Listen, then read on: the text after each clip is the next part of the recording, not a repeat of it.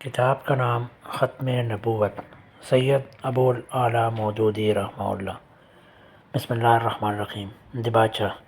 موجودہ زمانے میں اسلام کے خلاف جو فتنے رونما ہوئے ہیں، ان میں سے ایک بڑا فتنہ وہ نئی نبوت ہے جس کا دعویٰ اس صدی کے آغاز میں کیا گیا تھا، اور جس کی دعوت 60 سال سے امت میں گمراہی پھیلنے کا بہت بڑا ذریعہ بنی ہوئی ہے۔ دوسرے فتنوں کی طرح یہ فتنہ بھی دراصل اس وجہ سے اٹھا اور پھیلا ہے کہ مسلمان عام طور پر اپنے دین سے جاہل ہیں۔ یہ جہالت اگر نہ ہوتی اور لوگ ختم نبوت کے مسئلے کو اچھی طرح سمجھے ہوئے ہوتے تو کسی طرح ممکن نہ تھا کہ محمد صلی اللہ علیہ وسلم کے بعد کسی شخص کا دعویٰ نبوت ایک مسلمان قوم کے اندر پھل پھول سکے۔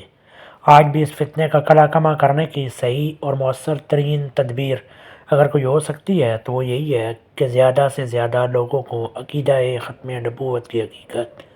اور دین میں اس کی اہمیت خوب سمجھا دی جائے۔ اس سلسلے میں جو شبہات دلوں میں ڈالے جاتے ہیں انہیں معقول دلائل کے ساتھ رد کر دیا جائے۔ اسی مقصد کو پیش نظر رکھ کر یہ مختصر رسالہ مرتب کیا گیا ہے۔ جو حضرات اسے مفید پائیں ان سے گزارش ہے کہ وہ اسے محض پڑھ کر نہ رہ جائیں بلکہ اس کے پھیلانے میں حد الواسع پورا حصہ لیں۔ ضرورت یہ ہے کہ ہر پڑھے لکھے آدمی تک پہنچے اور پڑھے لکھے لوگ اسے ان پڑھ لوگوں کو پڑھ کر سنائیں۔ امید ہے کہ اس سے نہ صرف وہ لوگ محفوظ ہو جائیں گے جو ابھی اس گمراہی سے متاثر نہیں ہوئے بلکہ جو متاثر ہو چکے ہیں ان میں سے بھی حق پسند لوگوں کے سامنے حق واضح ہو جائے گا۔ البتہ ان لوگوں کا کوئی علاج اللہ کے سوا کسی کے پاس بھی نہیں ہے جو ایک غلط بات کو مان لینے کے بعد اپنے دل کے دروازے بند کر چکے ہوں۔ لاہور، 12 فروری 1962 عیسوی۔ ابو الاعلیٰ مودودی رحمہ اللہ۔ ختم نبوت۔ آیت سورۃ الاحزاب: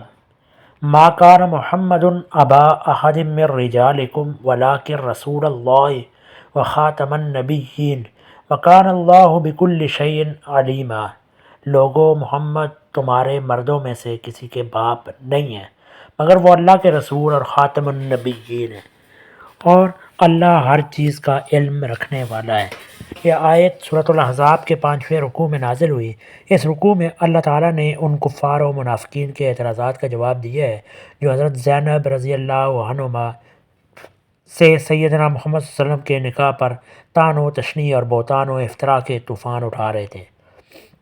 ان لوگوں کا کہنا یہ تھا کہ زینب رضی اللہ عنہ محمد صلی اللہ علیہ وسلم کے منہ بولے بیٹے کی بیوی تھی اور اس بنا پر وہ حضور صلی اللہ علیہ وسلم کی بہو ہوتی تھی۔ اب زید رضی اللہ عنہ کے طلاق کے بعد محمد صلی اللہ علیہ وسلم نے اپنی بہو سے نکاح کر لیا ہے۔ اس کا جواب دیتے ہوئے اللہ تعالیٰ نے آیت نمبر 37 میں فرمایا کہ یہ نکاح ہمارے حکم سے ہوا ہے اور اس لیے ہوا ہے کہ مسلمانوں کے لیے اپنے منہ بولے بیٹوں کی بیویوں سے جبکہ وہ انہیں طلاق دے چکے ہوں نکاح کرنے میں کوئی حرج نہ رہے۔ پھر آیت نمبر 38 اور 39 میں فرمایا کہ نبی پر جو کام اللہ فرض کر دے اس کے کرنے سے کوئی طاقت نبی کو باز نہیں رکھ سکتی۔ انبیاء علیہ السلام کا کام لوگوں سے ڈرنا نہیں بلکہ اللہ سے ڈرنا ہے، اور ہمیشہ سے ان کے معاملے میں اللہ کی سنت یہی رہی ہے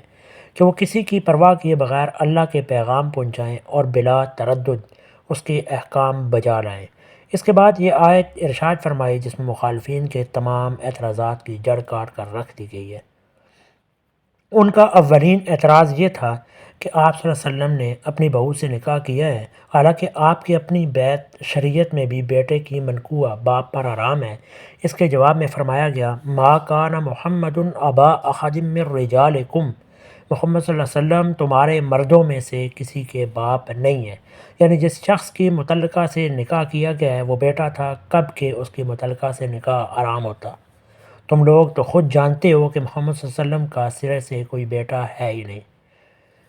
ان کا دوسرا اعتراض یہ تھا کہ اچھا اگر منہ بولا بیٹا حقیقی بیٹا نہیں ہے تب بھی اس کی چھوڑی ہوئی عورت سے نکاح کر لینا زیادہ سے زیادہ بس جائز ہی ہو سکتا تھا، آخر اس کا کرنا کیا ضرور تھا؟ اس کے جواب میں فرمایا گیا وَلَٰكِن رسول اللہ، مگر وہ اللہ کے رسول ہیں، یعنی ان کے لیے یہ ضروری تھا کہ جس حلال چیز کو تمہاری رسموں نے خواہ مخواہ حرام کر رکھا ہے اس کے بارے میں تمام تعصبات کا خاتمہ کر دیں اور اس کی حلت کے معاملے کی کسی شک و شبہ کی گنجائش باقی نہ رہنے دیں۔ منکرین ختم نبوت اس مقام پر یہ سوال کرتے ہیں کہ معترضین کا یہ اعتراض کس روایت میں وارد ہوا ہے، لیکن یہ سوال دراصل ان کی بے علمی کا نتیجہ ہے۔ قرآن مجید میں 20 مقامات پر اللہ تعالیٰ نے مخالفین کے اعتراضات نقل کیے بغیر ان کے جوابات دیے ہیں، اور جواب کی عبارت سے خود بخود یہ معلوم ہو جاتا ہے کہ اعتراض کیا تھا جس کا یہ جواب دیا جا رہا ہے۔ یہاں بھی جواب خود اعتراض کا مضمون بیان کر رہا ہے۔ پہلے فقرے کے بعد ولیکن مگر کے لفظ کے ساتھ سے دوسرا فقرہ شروع کرنا اس بات پر دلالت کرتا ہے کہ پہلے فقرے میں مخاطب کی ایک بات کا جواب ہو جانے کے باوجود اس کا ایک سوال یا اعتراض باقی رہ گیا تھا، جس کا جواب دوسرے فقرے میں دیا گیا ہے۔ پہلے فقرے میں ان کو اس اعتراض کا جواب مل چکا تھا کہ محمد صلی اللہ علیہ وسلم نے اپنی بہو سے نکاح کیا ہے۔ اس کے بعد ان کا یہ اعتراض باقی تھا کہ آخر اس کام کو کرنے کی ضرورت کیا تھی۔ اس پر فرمایا گیا مگر وہ اللہ کے رسول اور خاتم النبیین ہے۔ یہ ایسا ہی ہے جیسے کوئی شخص کہے کہ زید کھڑا نہیں ہوا مگر بکر کھڑا ہوا ہے۔ اس کے معنی یہ ہے کہ زید کھڑا نہیں ہوا سے ایک بات کا جواب مل جانے کے بعد سائر کا یہ سوال باقی رہ جاتا تھا کہ پھر کون کھڑا ہوا ہے۔ اسی سوال کا جواب مگر بکر کھڑا ہوا ہے کا فقرہ دے رہا ہے۔ پھر مزید تاکید کے لیے فرمایا وخاتم النبیین، اور خاتم النبیین ہے یعنی ان کے بعد کوئی رسول تو درکنار کوئی نبی تک آنے والا نہیں ہے، اور اگر قانون اور معاشرے کی کوئی اصلاح ان کے زمانے میں نافذ ہونے سے رہ جائے تو بعد کا آنے والا نبی یہ کسر پوری کر دے۔ لہٰذا یہ اور بھی ضروری تھا کہ اس رسم جاہلیت کا خاتمہ وہ خود ہی کر کے جائیں۔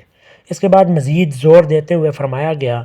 وَقَانَ اللَّهُ بِكُلِّ شَيْءٍ عَلِيمًا، اللہ ہر چیز کا علم رکھنے والا ہے، یعنی اللہ کو معلوم ہے کہ اس وقت محمد صلی اللہ علیہ وسلم کے ہاتھوں اس رسم جاہلیت کو ختم کرا دینا کیوں ضروری تھا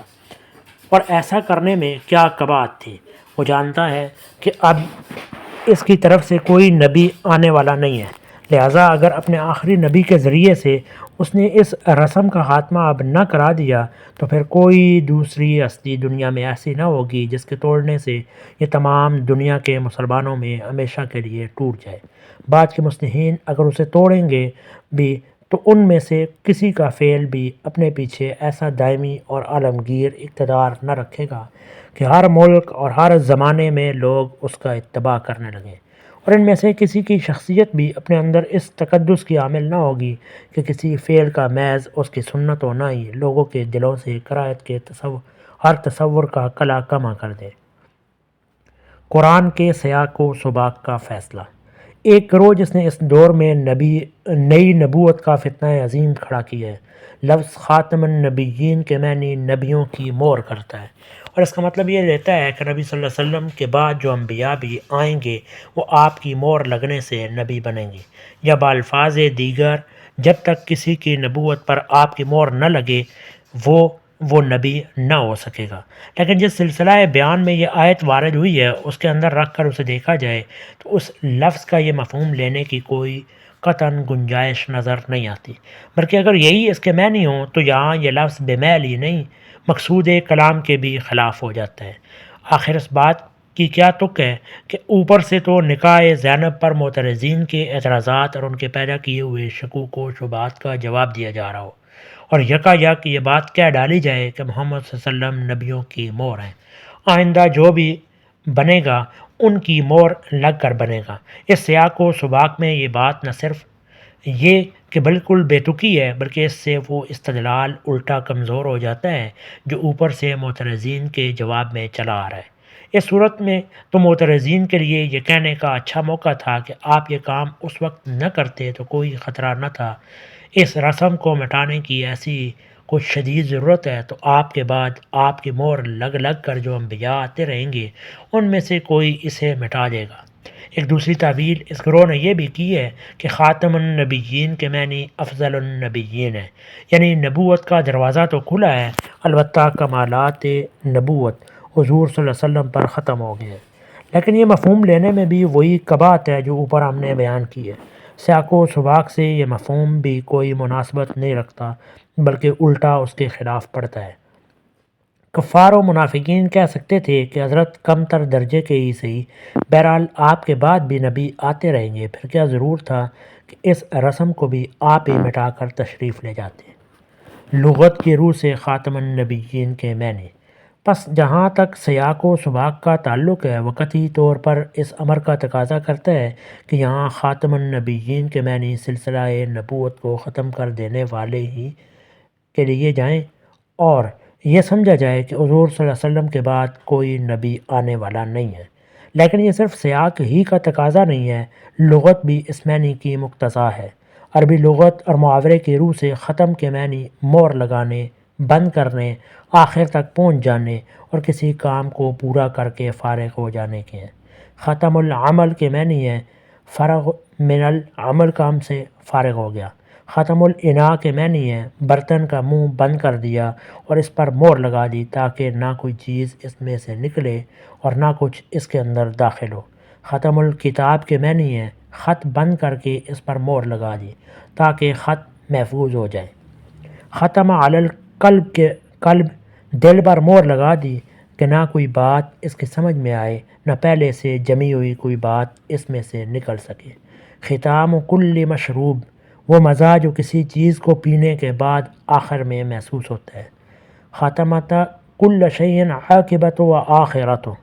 ہر چیز کے خاتمے سے مراد اس کی عاقبت اور آخرت۔ خاتم الشیء بلغ آخرہ، کسی چیز کو ختم کرنے کا مطلب ہے اس کے آخر تک پہنچ جانا۔ اس معنی میں ختم قرآن بولتے ہیں، اور اسی معنی میں صورتوں کے آخری آیات کو خواتیم کہا جاتا ہے۔ ختم القوم آخرہم، ختم القوم سے مراد ہے قبیلے کا آخری آدمی۔ ملاحظہ ہو لسان العرب۔ یہاں ہم نے لغت کی صرف 3 کتابوں کا حوالہ دیا ہے، لیکن بات انہی 3 کتابوں پر منحصر نہیں ہے۔ عربی زبان کی کوئی معتبر لغت اٹھا کر دیکھ لی جائے، اس میں لفظ خاتم کی یہی تشریح ملے گی، لیکن منکرین ختم نبوت خدا کے دین میں نقب لگانے کے لیے لغت کو چھوڑ کر اس بات کا سہارا لینے کی کوشش کرتے ہیں کہ کسی شخص کو خاتم الشعراء یا خاتم الفقہاء یا خاتم المفسرین کہنے کا مطلب یہ نہیں ہوتا کہ جس شخص کا کوئی لقب دیا گیا ہے اس کے بعد کوئی شاعر یا فقیہ یا مفسر پیدا نہیں ہوا، بلکہ اس کا مطلب یہ ہوتا ہے کہ اس فن کے کمالات اس شخص پر ختم ہو گئے۔ حالانکہ مبالغے کے طور پر اس طرح کے القاب کا استعمال یہ معنی ہرگز نہیں رکھتا کہ لغت کے اعتبار سے خاتم کے اصلی معنی کامل یا افضل کے ہو جائے، اور آخر کے معنی میں یہ لفظ استعمال کرنا سرے سے غلط قرار پائے۔ یہ بات صرف وہی شخص کہہ سکتا ہے جو زبان کے قواعد سے ناواقف ہو۔ کسی زبان میں بھی یہ قاعدہ نہیں ہے کہ اگر کسی لفظ کو اس کے حقیقی معنی کی بجائے کبھی کبھی مجازاً کبھی دوسرے معنی میں بولا جائے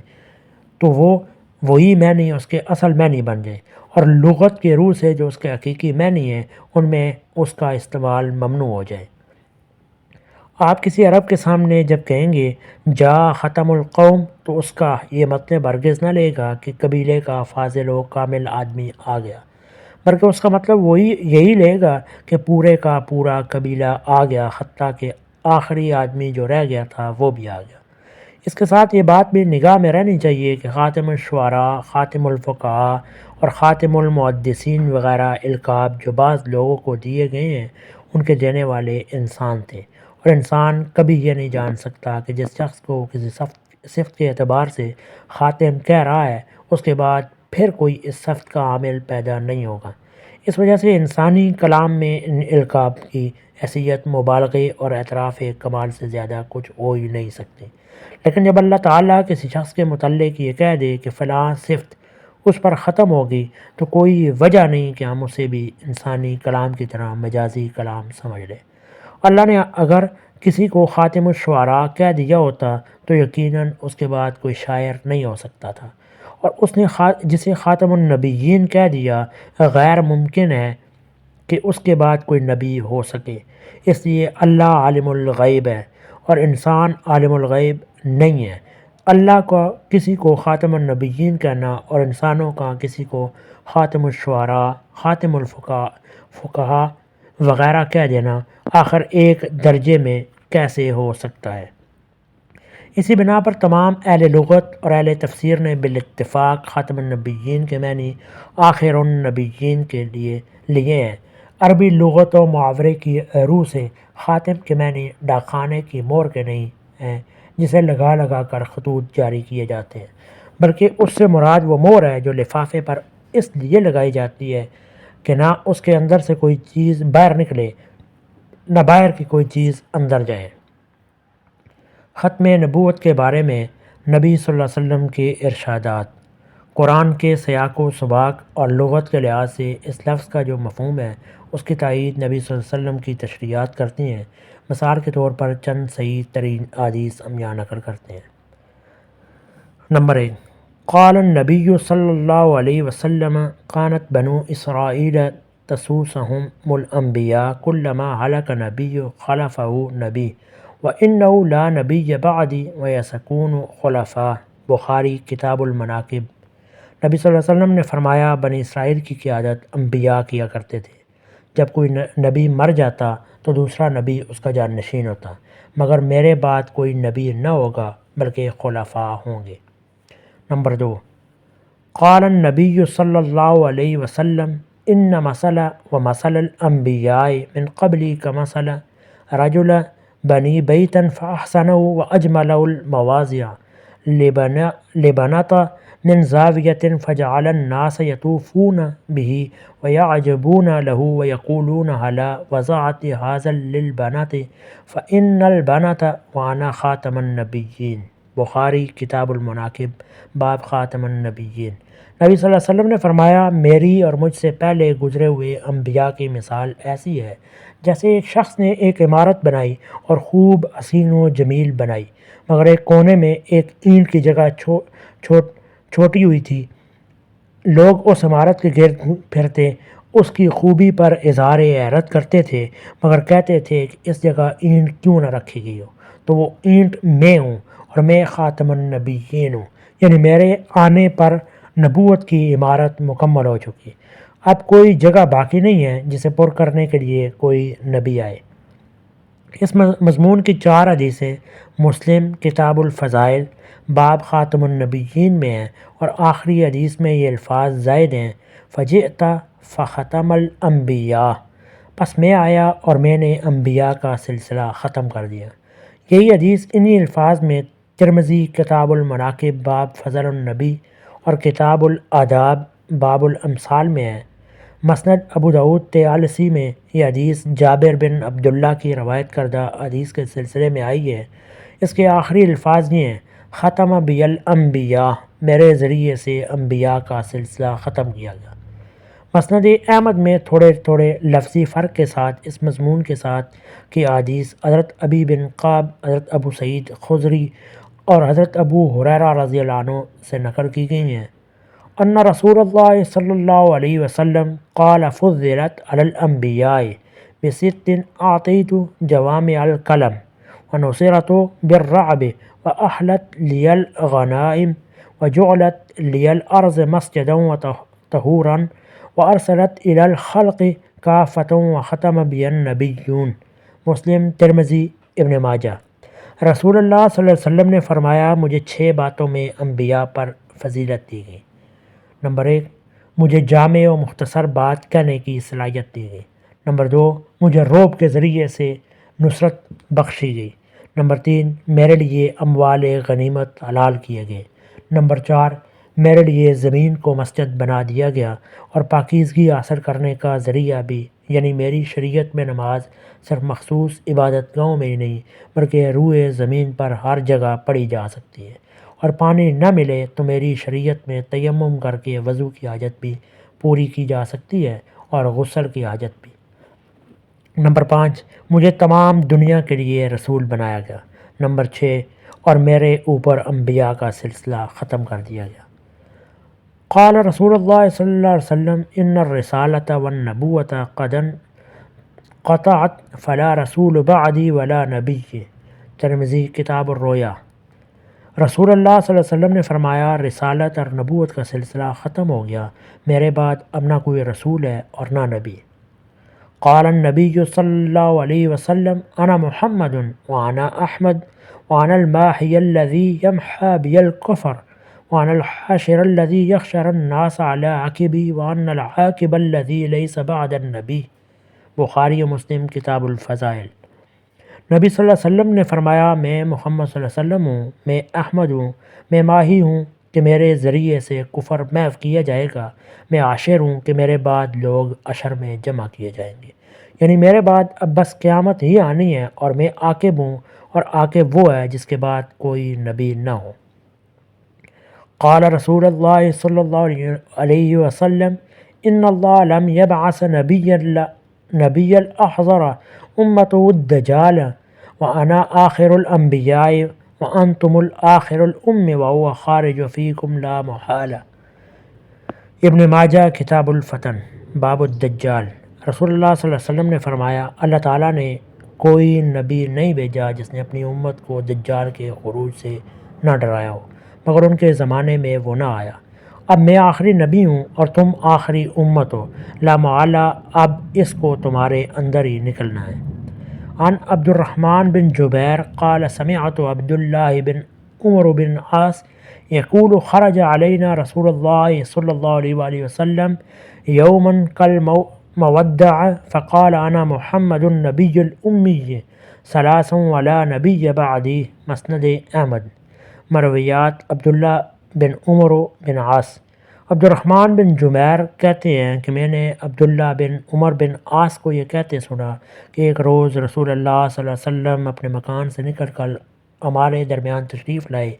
اس انداز سے کہ گویا آپ صلی اللہ علیہ وسلم ہم سے رخصت ہو رہے ہیں۔ آپ نے 3 مرتبہ فرمایا میں محمد صلی اللہ علیہ وسلم امی ہوں، پھر فرمایا میرے بعد کوئی نبی نہیں۔ قال رسول اللہ صلی اللہ علیہ وسلم لا نبوۃ بعدی الا المبشرات۔ قیل وما المبشرات یا رسول اللہ؟ قال الرؤیا الحسنۃ او قال الرؤیا الصالحہ۔ مسند احمد۔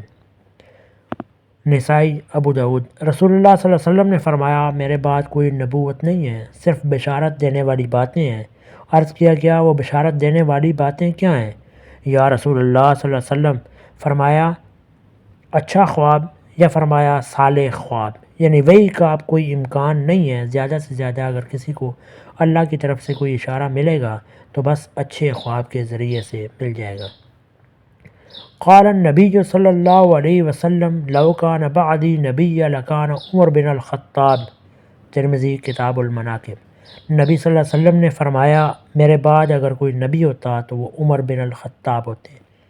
قال رسول اللہ صلی اللہ علیہ وسلم لعل انت منی بمنزلۃ ہارون من موسیٰ الا انہ لا نبی بعدی۔ بخاری مسلم کتاب فضائل الصحابہ۔ رسول اللہ صلی اللہ علیہ وسلم نے فرمایا حضرت علی رضی اللہ عنہ سے فرمایا میرے ساتھ تمہاری نسبت وہی ہے جو موسیٰ کے ساتھ ہارون کی تھی، مگر میرے بعد کوئی نبی نہیں ہے۔ بخاری مسلم نے یہ حدیث غزوہ تبوک کے ذکر میں نقل کی ہے۔ مسند احمد میں اس مضمون کی 2 حدیثیں حضرت سعد بن ابی وقاص سے روایت کی گئی ہیں، جن میں سے ایک کا آخری فقرہ یوں ہے الا انہ لا نبوۃ بعدی، مگر میرے بعد کوئی نبوت نہیں ہے۔ ابو داؤد طیالسی، امام احمد اور محمد بن اسحاق نے اس سلسلے میں جو تفصیلی روایات نقل کی ہیں ان سے معلوم ہوتا ہے کہ غزوہ تبوک کے لیے تشریف لے جاتے وقت نبی صلی اللہ علیہ وسلم نے حضرت علی رضی اللہ عنہ کو مدینہ طیبہ کی حفاظت و نگرانی کے لیے اپنے پیچھے چھوڑنے کا فیصلہ فرمایا تھا۔ منافقین نے اس پر طرح طرح کی باتیں کی، ان کے بارے میں کہنی شروع کر دیں۔ انہوں نے جا کر حضور صلی اللہ علیہ وسلم سے عرض کیا یا رسول اللہ کہ آپ مجھے عورتوں اور بچوں میں چھوڑے جا رہے ہیں؟ اس موقع پر حضور صلی اللہ علیہ وسلم نے ان کو تسلی دیتے ہوئے فرمایا کہ تم میرے ساتھ وہی نسبت رکھتے ہو جو موسیٰ علیہ السلام ہارون علیہ السلام کے ساتھ رکھتے تھے، یعنی جس طرح موسیٰ نے کوہ طور پر جاتے ہوئے حضرت ہارون علیہ السلام کو بنی اسرائیل کی نگرانی کے لیے پیچھے چھوڑا تھا، اس طرح میں تم کو مدینے کی حفاظت کے لیے چھوڑے جا رہا ہوں۔ لیکن اس کے ساتھ ہی حضور کو اندیشہ ہوا کہ حضرت ہارون علیہ السلام کے ساتھ یہ تشبیہ کہیں بعد میں کسی فتنے کی موجب نہ بن جائے، اس لیے فوراً آپ صلی اللہ علیہ وسلم نے یہ تصریح فرما دی کہ میرے بعد کوئی شخص نبی ہونے والا نہیں ہے۔ عن ثوبان قال رسول اللہ صلی اللہ علیہ وآلہ وسلم وَأَنَّهُ سَيَكُونُ فِي أُمَّتِي كَذَّابُونَ ثَلَاثُونَ قَلَّهُمْ يَزْعَمُ أَنَّهُ نَبِيٌّ وَأَنَا خَاتَمُ النَّبِيِّينَ لَا نَبِيَّ بَعْدِي۔ ابو داؤد کتاب الفتن۔ صوبان سے روایت ہے کہ رسول اللہ صلی اللہ علیہ وسلم نے فرمایا، اور یہ کہ میری امت میں 30 کذاب ہوں گے، جن میں سے ہر ایک نبی ہونے کا دعویٰ کرے گا، حالانکہ میں خاتم النبیین ہوں، میرے بعد کوئی نبی نہیں۔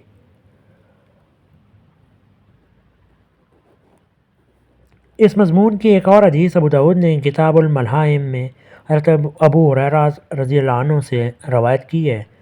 ترمذی نے بھی حضرت ثوبان اور حضرت ابو ہریرہ رضی اللہ عنہ سے یہ دونوں روایتیں نقل کی ہیں، اور دوسری روایت کے الفاظ یہ ہیں: حتیٰ یبعث دجالون کذابون قریبا من ثلاثین کلہم یزعم انہ رسول اللہ، یہاں تک کہ اٹھیں گے 30 کے قریب چھوٹے فریبی، جن میں سے ہر ایک کا دعویٰ کرے گا کہ وہ اللہ کا رسول ہے۔ قال نبی صلی اللہ علیہ وآلہ وسلم لقد کان فی من کان قبلکم من نبی بنی اسرائیل رجالا یکلمون من غیر ان یکونوا انبیاء فَإِن يَكُن مِّنْ أُمَّتِي أَحَدٌ فَعَمَرَ۔ بخاری کتاب المناقب۔ رسول اللہ صلی اللہ علیہ وسلم نے فرمایا، تم سے پہلے جو بنی اسرائیل گزرے ہیں ان میں سے ایسے لوگ ہوں گے جن سے کلام کیا جاتا تھا بغیر اس کے کہ وہ نبی ہوں۔ میری امت میں اگر کوئی ہوا تو وہ عمر ہوگا۔ مسلم میں اس مضمون کی جو حدیث ہے اس میں یکلمون کے بجائے محدثون کا لفظ ہے، لیکن مکلم اور محدث دونوں کے معنی ایک ہی ہیں، یعنی ایسا شخص جو مکالمہ الہی سے سرفراز ہو،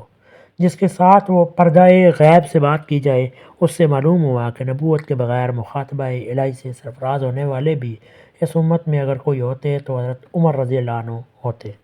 قال رسول اللہ صلی اللہ علیہ وسلم لا نبی بعدی ولا امت بعد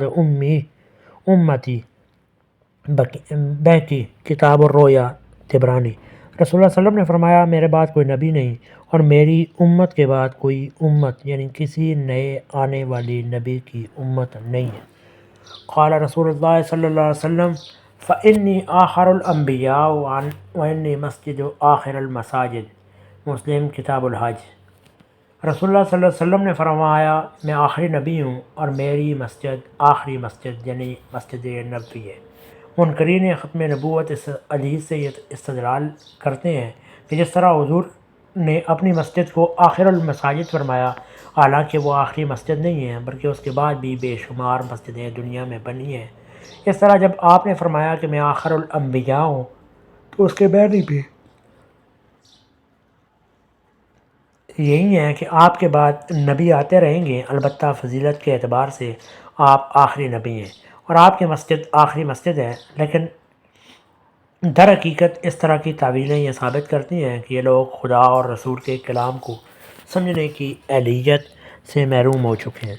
صحیح مسلم کے جس مقام پر یہ حدیث وارد ہوئی ہے اس کے سلسلے کی تمام حدیث کو ایک ہی نظر میں دیکھ لیں تو اسے معلوم ہو جائے گا کہ حضور صلی اللہ علیہ وسلم نے اپنی مسجد کو آخری مسجد کے معنی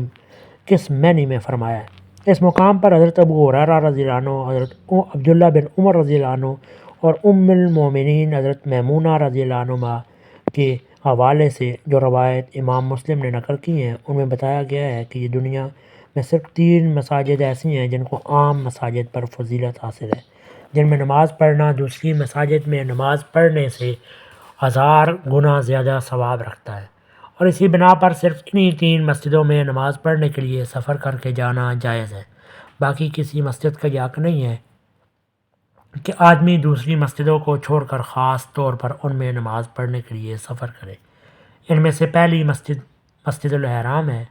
جسے حضرت ابراہیم علیہ السلام نے بنایا تھا، دوسری مسجد مسجد اقصیٰ ہے جسے حضرت سلیمان علیہ السلام نے تعمیر کیا تھا، تیسری مسجد مدینہ طیبہ کی مسجد نبوی ہے جس کی بنا حضور صلی اللہ علیہ وسلم نے رکھی تھی۔ حضور صلی اللہ علیہ وسلم کے ارشاد کا منشا یہ ہے کہ اب چونکہ میرے بعد کوئی نبی آنے والا نہیں ہے، اس لیے میری اس مسجد کے بعد دنیا میں کوئی چوتھی مسجد ایسی بننے والی نہیں ہے جس میں نماز پڑھنے کا ثواب دوسری مسجدوں سے زیادہ ہو اور جس کی طرف نماز کی غرض سے سفر کر کے جانا درست ہو۔ یہ حدیث بکثرت صحابہ نے نبی صلی اللہ علیہ وسلم سے روایت کی ہیں اور بکثرت محدثین نے ان کو بہت ہی قوی سندوں سے نقل کی ہیں۔ ان کے مطالعے سے صاف معلوم ہوتا ہے کہ حضور صلی اللہ علیہ وسلم نے مختلف مواقع پر مختلف طریقوں سے مختلف الفاظ میں اس امر کی تصریح فرمائی ہے کہ آپ آخری نبی ہیں۔ آپ کے بعد کوئی آنے والا نہیں ہے، نبوت کا سلسلہ آپ پر ختم ہو چکا، اور آپ کے بعد جو لوگ بھی رسول یا نبی ہونے کا دعویٰ کریں گے وہ دجال و کذاب ہیں۔ قرآن کے الفاظ خاتم النبیین کے اس سے زیادہ مستند و معتبر اور قطعی الثبوت تشریح اور کیا ہو سکتی ہے کہ رسول پاک صلی اللہ علیہ وسلم کا ارشاد تو بجائے خود سند و حجت ہے، مگر جب وہ قرآن کی ایک نص کی شرح کو رہا ہو تب تو وہ اور بھی زیادہ قوی حجت بن جاتا ہے۔ اب سوال یہ ہے کہ محمد رسول اللہ صلی اللہ علیہ وسلم سے بڑھ کر قرآن کو سمجھنے والا، اس کی تفسیر کا حقدار کون ہو سکتا ہے کہ وہ ختم نبوت کا کوئی دوسرا مفہوم بیان کرے اور ہم اسے قبول کرنا کیا میں نے یہ قابل اتفاق بھی سمجھے۔ منکرین ختم نبوت رسول اللہ صلی اللہ علیہ وسلم کے ارشادات کے مقابلے میں اگر کوئی چیز پیش کرتے ہیں تو وہ یہ روایت کہ حضرت عائشہ رضی اللہ عنہ نے فرمایا یقول انہ خاتم الانبیاء ولا تقولوا علی نبی بعدی، تو وہ کہو کہ حضور صلی اللہ علیہ وسلم خاتم الانبیاء ہیں، مگر یہ نہ کہو کہ آپ کے بعد کوئی نبی نہیں۔ لیکن اول تو حضور صلی اللہ علیہ وسلم کے صاف صاف ارشادات کے مقابلے میں حضرت عائشہ کے کسی قول کو پیش کرنا ہی سخت گستاخی و بے ادبی ہے۔ اس پر مزید کہ حضرت عائشہ کی طرف جس روایت میں یہ قول منسوب کیا گیا ہے وہ بجائے خود غیر مستند ہے، اسے حدیث کی کسی معتبر کتاب میں کسی قابل ذکر محدث نے نقل نہیں کیا۔ تفسیر کی کتاب در منصور اور لغت حدیث کی کتاب تکلم و مجمع البحار سے اس کو نقل کیا جاتا ہے، مگر اس کی سند کا کچھ پتہ نہیں ملتا۔ ایسی ایک ضعیف ترین روایت اور بھی وہ بھی ایک صحابیہ کے قول کو لا کر نبی اکرم صلی اللہ علیہ وسلم کے ان ارشادات کے مقابلے میں پیش کیا جاتا ہے جنہیں تمام محدثین نے صحیح سندوں کے ساتھ نقل کیا ہے۔ صحابہ کرام رضی اللہ عنہم کا اجماع۔ قرآن و سنت کے بعد تیسرے درجے میں اہم ترین حیثیت صحابہ کرام کے اجماع کی ہے۔ یہ بات تمام معتبر تاریخی روایات سے ثابت ہے کہ نبی صلی اللہ علیہ وسلم کی وفات کے فوراً بعد جن لوگوں نے نبوت کا دعویٰ کیا اور جن لوگوں نے ان کی نبوت تسلیم کی، ان سب کے خلاف صحابہ کرام نے بالاتفاق جنگ کی تھی۔ اس سلسلے میں خصوصیت کے ساتھ مسلمہ کذاب کا معاملہ قابل ذکر ہے۔ یہ شخص نبی صلی اللہ علیہ وسلم کی نبوت کا منکر نہ تھا، بلکہ اس کا دعویٰ یہ تھا کہ اسے حضور کے ساتھ شریک نبوت بنایا گیا ہے۔ اس نے حضور صلی اللہ علیہ وسلم کی وفات سے پہلے جو عریضہ آپ کو لکھا تھا اس کے الفاظ یہ ہیں: من مسلمہ رسول اللہ الی محمد رسول اللہ سلام علیکہ فإنی اشرکت فی الامر معک، طبری جلدوم صفحہ 399، طبع مصر۔ مسلمہ رسول اللہ صلی اللہ علیہ وسلم کی طرف سے محمد رسول اللہ کی طرف آپ پر سلام ہو، آپ کو معلوم ہو کہ میں آپ کے ساتھ نبوت کے کام میں شریک کیا گیا ہوں۔ علاوہ بنی مورخ طبری نے یہ روایت بھی بیان کی ہے کہ مسلمہ کے ہاں جو اذان دی جاتی تھی اس میں اشہد ان محمد رسول اللہ کے الفاظ بھی کہے جاتے تھے۔ اس صریح اقرار رسالت محمد صلی اللہ علیہ وسلم کے باوجود اسے کافر اور خارج از ملت قرار دیا گیا اور اس سے جنگ کی گئی۔ تاریخ سے یہ بھی ثابت ہے کہ بنو حنفیہ نیک نیتی کے ساتھ ان گڈ فیتھ اس پر ایمان لائے تھے، اور انہیں واقعی اس غلط فہمی میں ڈالا گیا تھا کہ محمد صلی اللہ علیہ وسلم رسول اللہ نے اس کو خود شریک رسالت کیا ہے۔ نیز قرآن کی آیات کو ان کے سامنے مسلمہ پر نازل شدہ آیات کی حیثیت سے ایک ایسے شخص نے پیش کیا تھا جو مدینہ طیبہ سے قرآن کی تعلیم حاصل کر کے گیا تھا، البدایہ والنہایہ، مگر اس کے باوجود صحابہ کرام نے ان کو مسلمان تسلیم نہیں کیا اور ان پر فوج کشی کی۔ پھر یہ کہنے کی بھی گنجائش نہیں ہے کہ صحابہ نے ان کے خلاف ارتداد کی بنا پر نہیں بلکہ بغاوت کے جرم میں جنگ کی تھی۔ اسلامی قانون کی روح سے باغی مسلمانوں کے خلاف اگر جنگ کی نوبت آئے تو ان کے اسیران جنگ غلام نہیں بنائے جا سکتے، بلکہ مسلمان تو درکنار، ذمی بھی اگر باغی ہوں تو گرفتار ہونے کے بعد ان کو غلام بنانا جائز نہیں ہے۔ لیکن مسلمہ اور اس کے پیرووں پر جب چڑھائی کی گئی تو حضرت ابوبکر رضی اللہ عنہ نے اعلان کیا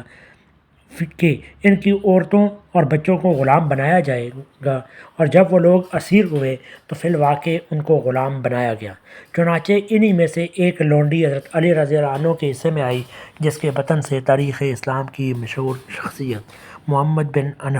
حنفیہ سے مراد ہے قبیلہ بنو حنفیہ کی عورت نے جنم لیا۔ البدایہ والنہایہ اس سے یہ بات بالکل واضح ہو جاتی ہے کہ صحابہ نے جس جرم کی بنا پر ان سے جنگ کی تھی وہ بغاوت کا جرم نہ تھا، بلکہ یہ جرم تھا کہ ایک شخص نے محمد صلی اللہ علیہ وسلم کے بعد نبوت کا دعویٰ کیا اور دوسرے لوگ اس کی نبوت پر ایمان لائے۔ یہ کارروائی حضور صلی اللہ علیہ وسلم کی وفات کے فوراً بعد ہوئی اور ابوبکر صدیق رضی اللہ عنہ کی قیادت میں ہوئی اور صحابہ کی پوری جماعت کے اتفاق سے ہوئی۔ اجماع صحابہ کی اس سے زیادہ صریح مثال شاید ہی کوئی اور ہو۔ تمام علماء امت کا اجماع صحابہ کے بعد چوتھے نمبر پر مسائل دین میں جس چیز کو حجت کی حیثیت حاصل ہے وہ دور صحابہ کے بعد کے علماء امت کا اجماع ہے۔ اس لحاظ سے جب ہم دیکھتے ہیں تو ہمیں معلوم ہوتا ہے کہ پہلی صدی سے لے کر آج تک ہر زمانے کے اور پوری دنیا اسلام میں ہر ملک کے علماء اس عقیدے پر متفق ہیں کہ محمد صلی اللہ علیہ وسلم کے بعد کوئی شخص نبی نہیں ہو سکتا، اور یہ کہ جو بھی آپ کے بعد اس منصب کا دعویٰ کرے یا اس کو مانے وہ کافر خارج از ملت اسلام ہے۔ اس سلسلے کے بھی چند شواہد ملاحظہ ہوں۔ نمبر 1، امام ابو حنیفہ رحمۃ اللہ 80 ہجری تا 150 ہجری کے زمانے میں ایک شخص نے نبوت کا دعویٰ کیا تھا اور کہا مجھے موقع دو کہ میں اپنی نبوت کی علامات پیش کروں۔ اس پر امام اعظم رحمہ اللہ نے فرمایا کہ جو شخص اس سے نبوت کی کوئی علامت طلب کرے گا وہ بھی کافر ہو جائے گا، کیونکہ رسول اللہ صلی اللہ علیہ وسلم فرما چکے ہیں لا نبی بعدی۔ نمبر 2، علامہ ابن جریر طبری اپنی مشہور تفسیر قرآن میں آیت وَلَٰكِن رسول اللہ وخاتم النبیین کا مطلب بیان کرتے ہیں الذی ختم النبوۃ فتب علیہ فلا تفتح لہ احد بعدہ الی قیام الساعہ، جس نے نبوت کو ختم کر دیا اور اس پر مہر لگا دی، اب قیامت تک یہ دروازہ کسی کے لیے نہیں کھلے گا۔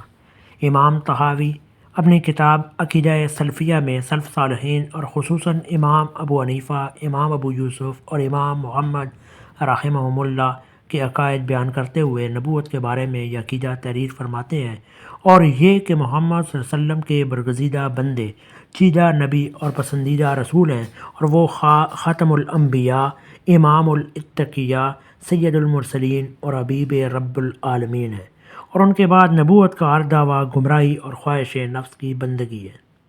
شرح طحاویہ فی العقیدہ السلفیہ۔ علامہ ابن حزم اندلسی لکھتے ہیں یقیناً وحی کا سلسلہ نبی صلی اللہ علیہ وسلم کی وفات کے بعد منقطع ہو چکا ہے۔ دلیل اس کی یہ ہے کہ وحی نہیں ہوتی مگر ایک نبی کی طرف، اور اللہ عز و جل فرما چکا ہے کہ محمد صلی اللہ علیہ وسلم نہیں ہیں تمہارے مردوں میں سے کسی کے باپ، مگر وہ اللہ کے رسول اور نبیوں کے خاتم ہیں۔ امام غزالی رحمہ اللہ فرماتے ہیں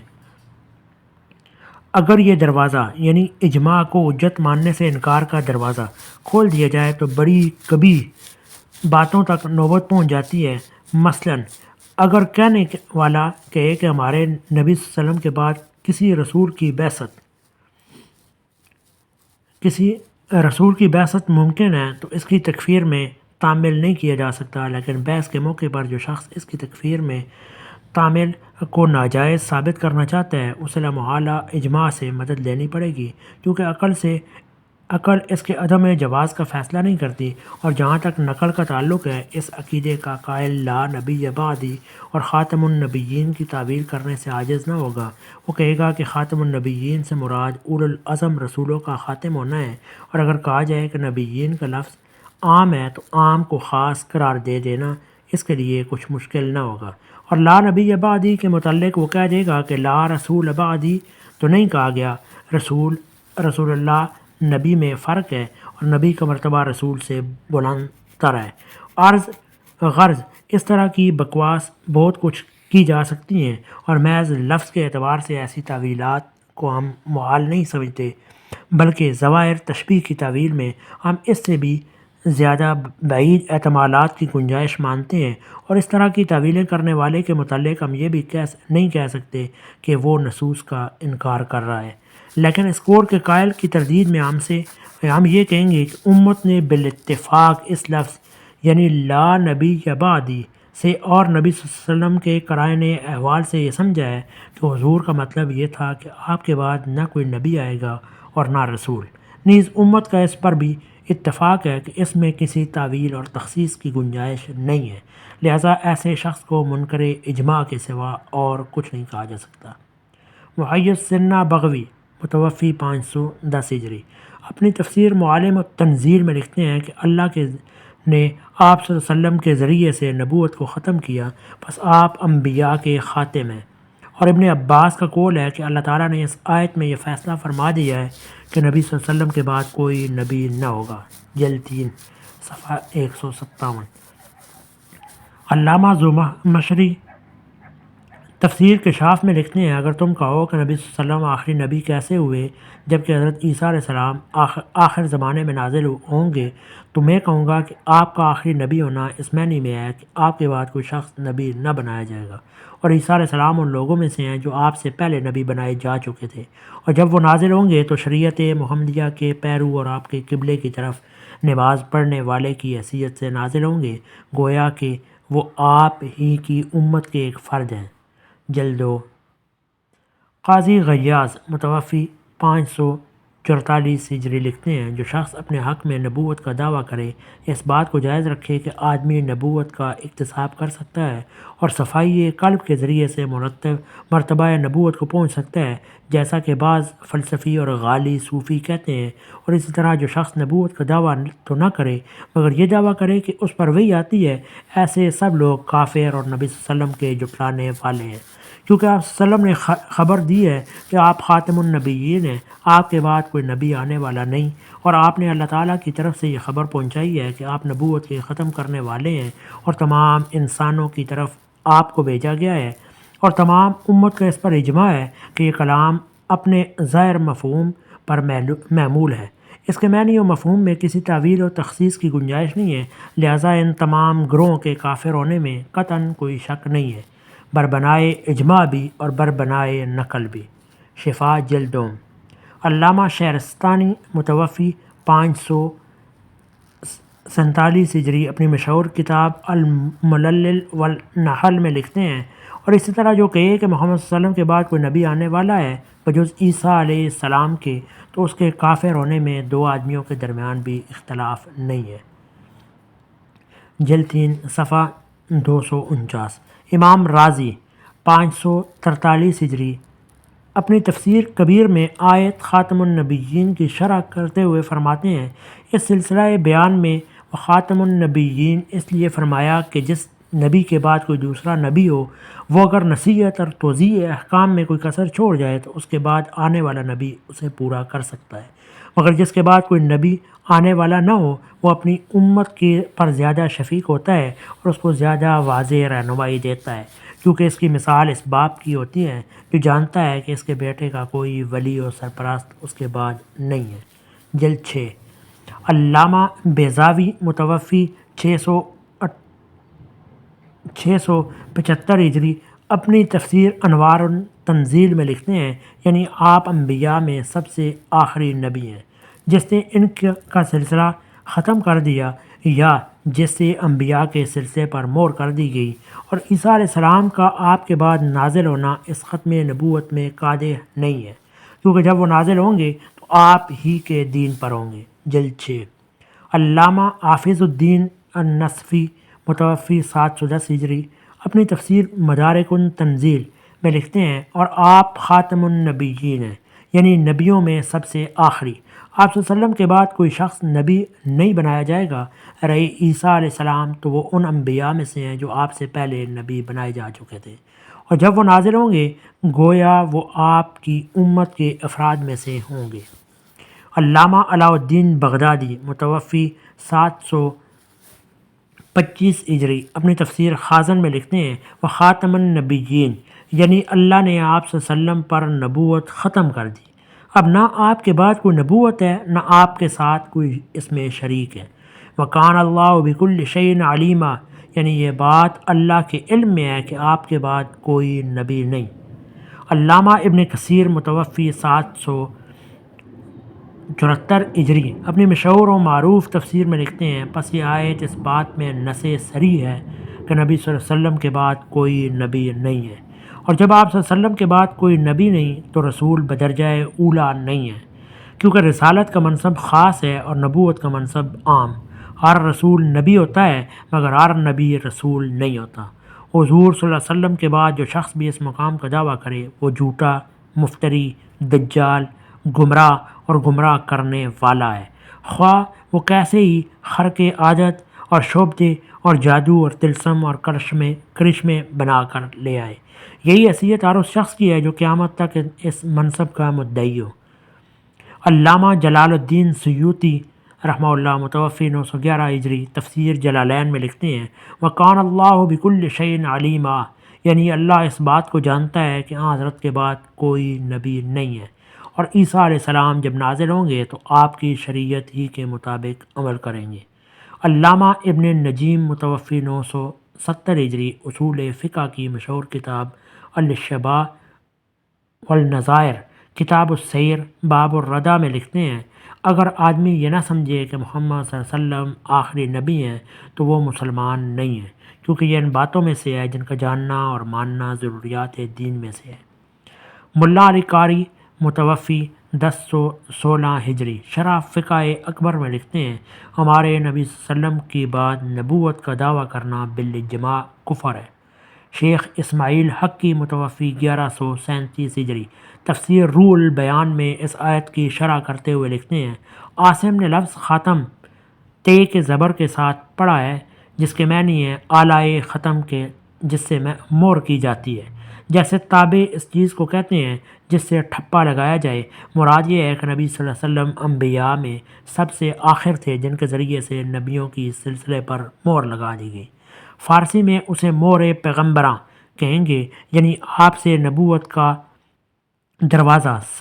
سر بمہر کر دیا گیا اور پیغمبروں کا سلسلہ ختم کر دیا گیا۔ باقی قاریوں نے اسے تے کے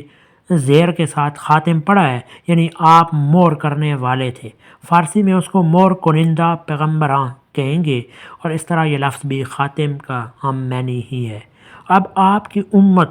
کہ علماء آپ سے صرف ولایت ہی کی میراث پائیں گے، نبوت کی میراث آپ کی ختمیت کے باعث ختم ہو چکی، اور عیسیٰ علیہ السلام کا آپ صلی اللہ علیہ وسلم کے بعد نازل ہونا آپ کے خاتم النبیین ہونے میں قادح نہیں ہے، کیونکہ خاتم النبیین ہونے کے بعد معنی یہ ہے کہ آپ صلی اللہ علیہ وسلم کے بعد کوئی نبی نہ بنایا جائے گا، اور عیسیٰ علیہ السلام آپ سے پہلے نبی بنائے جا چکے تھے، اور جب وہ نازل ہوں گے تو شریعت محمدی صلی اللہ علیہ وسلم کے پیروی کی حیثیت سے نازل ہوں گے۔ آپ صلی اللہ علیہ وسلم ہی کے قبلے کی طرف رخ کر کے نماز پڑھیں گے۔ آپ صلی اللہ علیہ وسلم کی امت کے ایک فرد کی طرح ہوں گے، نہ ان کی طرف وحی آئے گی اور نہ وہ نئے احکام دیں گے، بلکہ وہ رسول اللہ صلی اللہ علیہ وسلم کے خلیفہ ہوں گے، اور اہل سنت الجماعت اس بات کے قائل ہیں کہ ہمارے نبی صلی اللہ علیہ وسلم کے بعد کوئی نبی نہیں ہے، کیونکہ اللہ تعالیٰ نے فرما دیا وَلَٰكِن رسول اللہ وخاتم النبیین، اور رسول اللہ صلی اللہ علیہ وسلم نے فرمایا لا نبی بعدی۔ اب جو کوئی کہے کہ ہمارے نبی صلی اللہ علیہ وسلم کے بعد کوئی نبی ہے تو اس کو کافر قرار دیا جائے گا، کیونکہ اس نے نص کا انکار کیا، اور اسی طرح اس شخص کی بھی تکفیر کی جائے گی جو اس میں شک کرے، کیونکہ حجت نے حق کو باطل سے ممیز کر دیا، اور جو شخص محمد صلی اللہ علیہ وسلم کے بعد نبوت کا دعویٰ کرے اس کا دعویٰ باطل کے سوا کچھ اور ہو ہی نہیں سکتا۔ فتاوی عالمگیری، جسے 12ویں صدی ہجری میں اورنگزیب عالمگیر کے حکم سے ہندوستان کے بہت سے اکابر علماء نے مرتب کیا تھا، اس میں لکھا ہے اگر آدمی یہ نہ سمجھے کہ محمد صلی اللہ علیہ وسلم آخری نبی ہیں تو وہ مسلم نہیں ہے، اور اگر وہ کہے کہ میں اللہ کا رسول ہوں یا میں پیغمبر ہوں تو اس کی تکفیر کی جائے گی۔ علامہ شوکانی متوفی 1255 ہجری اپنی تفسیر فتح القدیر میں لکھتے ہیں جمہور نے لفظ خاتم کو تے کی زیر کے ساتھ پڑھا ہے اور عاصم نے زبر کے ساتھ۔ پہلی قرات کے معنی یہ ہیں کہ آپ نے انبیاء کو ختم کیا، یعنی سب کے آخر میں آپ آئے، اور دوسری قرات کے معنی یہ ہیں کہ آپ ان کے لیے مور کی طرح ہو گئے جس کے ذریعے سے ان کا سلسلہ سر بمہر ہو گیا، اور جس کے شمول سے ان کا گروہ مزین ہوا۔ علامہ آلوسی متوفی 1270 ہجری تفسیر روح المعانی میں لکھتے ہیں نبی کا لفظ رسول کی بنسبت عام ہے، لہذا رسول اللہ صلی اللہ علیہ وسلم کے لیے خاتم النبیین ہونے سے خود بخود لازم آتا ہے کہ آپ خاتم المرسلین بھی ہیں، اور آپ صلی اللہ علیہ وسلم کے خاتم انبیاء اور رسول ہونے سے یہ مراد ہے کہ اس دنیا میں وصف نبوت سے آپ کے متصف ہونے کے بعد اب جن و انس سے ہر ایک کے لیے نبوت کا وصف منقطع ہو گیا۔ رسول اللہ صلی اللہ علیہ وسلم کے بعد جو شخص وحی نبوت کا مدعی ہو اسے کافر قرار دیا جائے گا۔ اس امر میں مسلمانوں کے درمیان کوئی اختلاف نہیں ہے۔ رسول اللہ صلی اللہ علیہ وسلم کا خاتم النبیین ہونا ایک ایسی بات ہے جسے کتاب اللہ نے صاف صاف بیان کیا، سنت نے واضح طور پر اس کی تصریح کی اور امت نے اس پر اجماع کیا، لہٰذا جو اس کے خلاف کوئی دعویٰ کرے اسے کافر قرار دیا جائے۔ یہ ہندوستان سے لے کر مراکش اور اندلس تک اور ترکی سے لے کر یمن تک ہر مسلمان ملک کے اکابر علماء و فقہاء اور محدثین و مفسرین کی تصریحات ہیں۔ ہم نے ان کے ناموں کے ساتھ ان کی سنین و ولادت و وفات بھی دیے ہیں، جن سے ہر شخص بیک نظر معلوم کر سکتا ہے کہ پہلی صدی سے 13ویں صدی تک تاریخ اسلام کی ہر صدی کے اکابر ان میں شامل ہیں۔ اگرچہ ہم 14ویں صدی کے علماء اسلام کی تصریحات میں نقل کر سکتے تھے، مگر ہم نے قصداً انہیں اس لیے چھوڑ دیا کہ ان کی تفسیر کے جواب میں ایک شخص یہ اعلاء کر سکتا ہے کہ ان لوگوں نے اس دور کے مدعی نبوت کی ضد میں ختم نبوت کے یہ معنی بیان کیے ہیں۔ اس لیے ہم نے پہلے علماء کی تحریریں نقل کی ہیں جو ظاہر ہے کہ آج کے کسی شخص سے کوئی ضد نہ رکھ سکتے تھے۔ ان تحریروں سے یہ بات قطعی طور پر ثابت ہو جاتی ہے کہ پہلی صدی سے آج تک پوری دنیا اسلام متفقہ طور پر خاتم النبیین کے بمعنی آخری نبی ہی سمجھتے رہی ہے۔ حضور صلی اللہ علیہ وسلم کی نبوت کے بعد نبوت کے دروازے کو ہمیشہ ہمیشہ کے لیے بند تسلیم کرنا ہر زمانے میں تمام مسلمانوں کا متفق علیہ عقیدہ رہا ہے، اور اس امر میں مسلمانوں کے درمیان کبھی کوئی اختلاف نہیں رہا کہ جو شخص محمد رسول اللہ صلی اللہ علیہ وسلم کے بعد رسول یا نبی ہونے کا دعویٰ کرے اور جو اس دعوے کو مانے وہ دائرہ اسلام سے خارج ہے۔ اب یہ دیکھنا ہر صاحب عقل آدمی کا اپنا کام ہے کہ لفظ خاتم النبیین کا جو مفہوم لغت سے ثابت ہے، جو قرآن کی عبارت کے سیاق و سباق سے ظاہر ہے، جس کی تصریح نبی صلی اللہ علیہ وسلم نے خود فرما دی ہے اور جس پر صحابہ کرام رضوان اللہ علیہم اجمعین کا اجماع ہے، اور جسے صحابہ کرام کے زمانے سے لے کر آج تک تمام دنیا کے مسلمان اختلاف مانتے رہے ہیں، اس کے خلاف کوئی دوسرا مفہوم لینے اور کسی نئے مدعی کے لیے نبوت کا دروازہ کھولنے کی کیا گنجائش باقی رہ جاتی ہے؟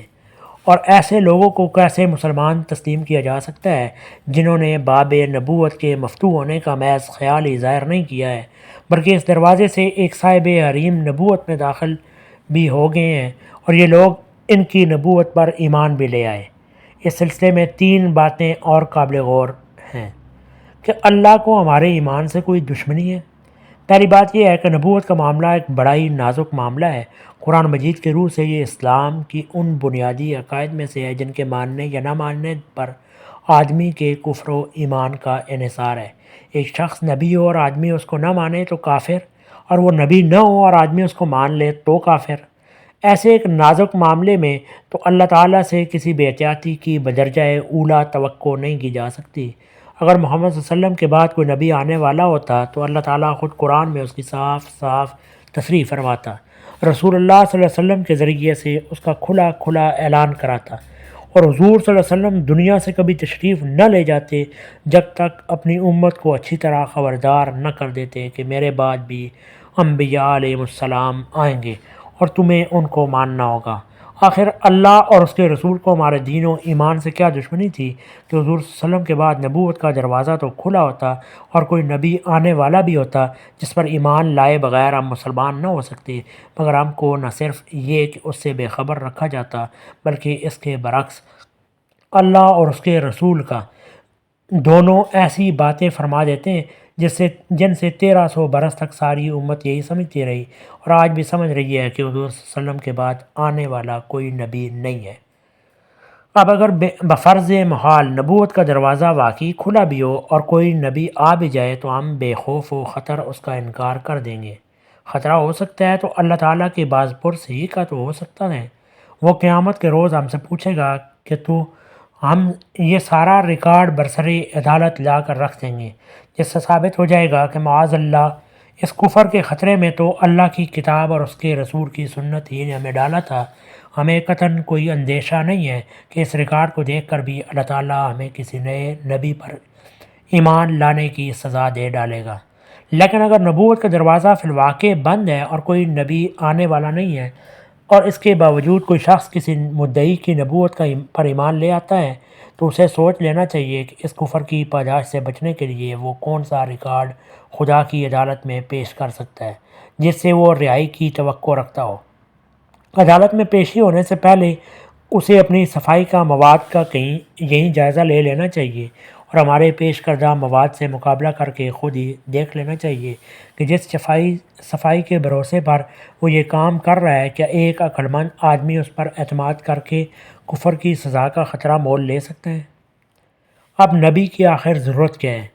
دوسری قابل غور بات یہ ہے کہ نبوت کوئی ایسی صفت نہیں ہے جو ہر اس شخص میں پیدا ہو جایا کرے جس نے عبادت اور عمل صالح میں ترقی کر کے اپنے آپ کو اس اہل بنا لیا ہو۔ نہ یہ کوئی ایسا انعام ہے جو کچھ خدمات کے سلسلے میں عطا کیا جاتا ہو، بلکہ یہ ایک منصب ہے جس پر ایک خاص ضرورت کی خاطر اللہ تعالیٰ کسی شخص کو مقرر کرتا ہے، اور وہ ضرورت نہیں ہوتی یا باقی نہیں رہتی تو خواہ مخواہ انبیاء پر انبیاء نہیں بھیجے جاتے۔ قرآن مجید سے جب ہم یہ معلوم کرنے کی کوشش کرتے ہیں کہ نبی کے تقرر کی ضرورت کن کن حالات میں پیش آتی ہے، تو پتہ چلتا ہے صرف 4 حالتیں ایسی ہیں جن میں انبیاء مبعوث ہوئے ہیں۔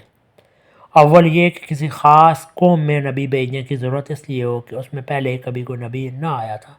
اور کسی دوسری قوم میں آئے ہوئے نبی کا پیغام بھی اس تک نہ پہنچ سکتا تھا۔ دوم یہ کہ نبی بھیجنے کی ضرورت اس وجہ سے ہو کہ پہلے گزرے ہوئے نبی کی تعلیم بلا دی گئی ہو یا اس میں تعریف ہو گئی ہو اور اس کے نقش قدم کی پیروی کرنا ممکن نہ رہا ہو۔ سوم یہ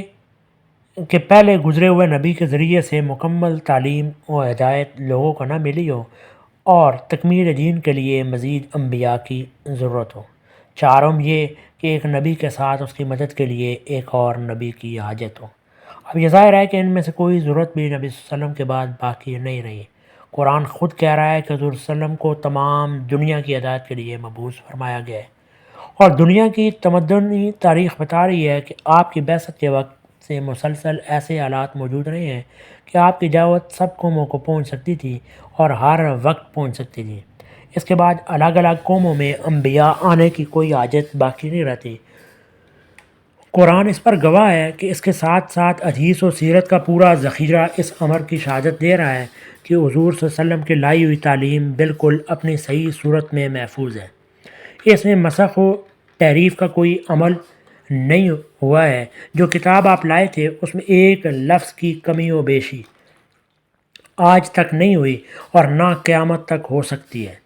جو ہدایت آپ نے اپنے قول و عمل سے دی تھی اس کے تمام آثار آج بھی اس طرح میں مل جاتے ہیں گویا ہم آپ کے زمانے میں موجود ہیں، اس لیے دوسری ضرورت بھی ختم ہوگی۔ پھر قرآن مجید یہ بات بھی صاف صاف کہتا ہے کہ حضور صلی اللہ علیہ وسلم کے ذریعے سے دین کی تکمیل کر دی گئی، لہٰذا تکمیل دین کے لیے بھی اب کوئی نبی درکار نہیں رہا۔ اب رہ جاتی ہے چوتھی ضرورت، تو اگر اس کے لیے کوئی نبی درکار ہوتا تو حضور صلی اللہ علیہ وسلم کے زمانے میں آپ کے ساتھ مقرر کیا جاتا۔ ظاہر ہے کہ جب وہ مقرر نہیں کیا گیا تو یہ وجہ ساکت ہو گئی۔ اب ہمیں معلوم ہونا چاہیے کہ وہ 5ویں وجہ کون سی ہے جس کے لیے آپ کے بعد ایک نبی کی ضرورت ہو۔ اگر کوئی کہے کہ قوم بگڑ گئی ہے اس لیے اس کی اصلاح کی خاطر ایک نبی کی ضرورت ہے، تو ہم اس سے پوچھیں گے کہ محض اصلاح کے لیے نبی دنیا میں کب آیا ہے کہ آج صرف اس کام کے لیے وہ آئے؟ نبی تو اس لیے مقرر ہوتا ہے کہ اس پر وحی کی جائے، اور وحی کی ضرورت یا تو کوئی نیا پیغام دینے کے لیے ہوتی ہے یا پچھلے پیغام کی تکمیل کرنے کے لیے، یا اس کو تحریفات سے پاک کرنے کے لیے۔ قرآن اور سنت محمد صلی اللہ علیہ وسلم کے محفوظ ہو جانے اور دین کے مکمل ہو جانے کے بعد جب وحی کی سب ممکن ضرورتیں ختم ہو چکی ہوں تو اب اصلاح کے لیے صرف مصلحین کی حاجت باقی ہے، نہ کہ انبیاء کی۔ نئی نبوت اب امت کے لیے رحمت نہیں بلکہ لعنت ہے۔ تیسری قابل توجہ بات یہ ہے کہ نبی جب بھی کسی قوم میں آئے گا فوراً اس میں کفر و ایمان کا سوال اٹھ کھڑا ہوگا۔ جو اس کو مانیں گے وہ ایک امت قرار پائیں گے اور جو اس کو نہ مانیں گے وہ لامحالہ دوسری امت ہوں گے۔ ان دونوں امتوں کا اختلاف محض فروعی اختلاف نہ ہوگا بلکہ ایک نبی پر ایمان لانے اور نہ لانے کا ایسا بنیادی اختلاف ہوگا جو انہیں اس وقت تک جمع نہ ہونے دے گا جب تک ان میں سے کوئی ایک اپنا عقیدہ نہ چھوڑ دے گا۔ پھر ان کے لیے عملاً بھی ہدایت اور قانون کے الگ ماخذ ہوں گے،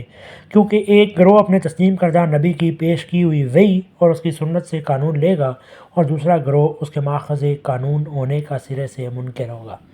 اس بنا پر ان کا ایک مشترکہ معاشرہ بن جانا کسی طرح بھی ممکن نہ ہوگا۔ ان حقائق کو اگر کوئی شخص نگاہ میں رکھے تو اس پر یہ بات بالکل واضح ہو جائے گی کہ ختم نبوت امت مسلمہ کے لیے اللہ کی ایک بہت بڑی رحمت ہے، جس کی بدولت ہی اس امت کا ایک دائمی اور عالمگیر برادری بننا ممکن ہوا ہے۔ اس چیز نے مسلمانوں کو ایک ایسے ہر بنیادی اختلاف سے محفوظ کر دیا ہے جو ان کے اندر مستقل تفریق کا موجب ہو سکتا ہے۔ اب جو شخص بھی محمد صلی اللہ علیہ وسلم کو اپنا ہادی و رہبر مانے، ان کی دی ہوئی تعلیم کے سوا کسی اور ماخذ ہدایت کی طرف رجوع کرنے کا قائل نہ ہو، اور وہ اس برادری کا فرد ہے اور ہر وقت ہو سکتا ہے۔ یہ وحدت اس امت کو کبھی نصیب نہ ہو سکتی تھی اگر نبوت کا دروازہ بند نہ ہو جاتا، کیونکہ ہر نبی کے آنے پر یہ پارا پارا ہوتی رہتی۔ آدمی سوچے تو اس کی عقل خود یہ کہہ دے گی کہ جب دنیا کے لیے ایک نبی بھیج دیا جائے اور جب اس نبی کے ذریعے سے دین کی تکمیل بھی کر دی جائے اور جب اس نبی کی تعلیم کو پوری طرح محفوظ بھی کر دیا جائے تو نبوت کا دروازہ بند ہو جانا چاہیے، تاکہ اس آخری نبی کی پیروی پر جمع ہو کر تمام دنیا میں ہمیشہ کے لیے اہل ایمان کی ایک ہی امت بن سکے اور بلا ضرورت نئے نئے نبیوں کی آمد سے اس امت میں بار بار تفرقہ نہ برپا ہوتا رہے۔ نبی خواہ ذلی ہو یا برزوئی، امتی ہو یا صاحب شریعت اور صاحب کتاب، بہرحال جو شخص نبی ہوگا اور خدا کی طرف سے بھیجا ہوا ہوگا، اس کے آنے کا لازمی نتیجہ یہی ہوگا کہ اس کے ماننے والے ایک امت بنیں اور نہ ماننے والے کافر قرار پائیں۔ یہ تفریق اس حالت میں تو ناگزیر ہے کہ جب کہ نبی کے بھیجے جانے کی فی الوقت واقع ضرورت ہو، مگر جب اس کے آنے کی کوئی ضرورت باقی نہ رہے تو خدا کی حکمت اور اس کی رحمت سے یہ بات قطعی بعید ہے کہ وہ خواہ مخواہ اپنے بندوں کو کفر و ایمان کی کشمکش میں مبتلا کرے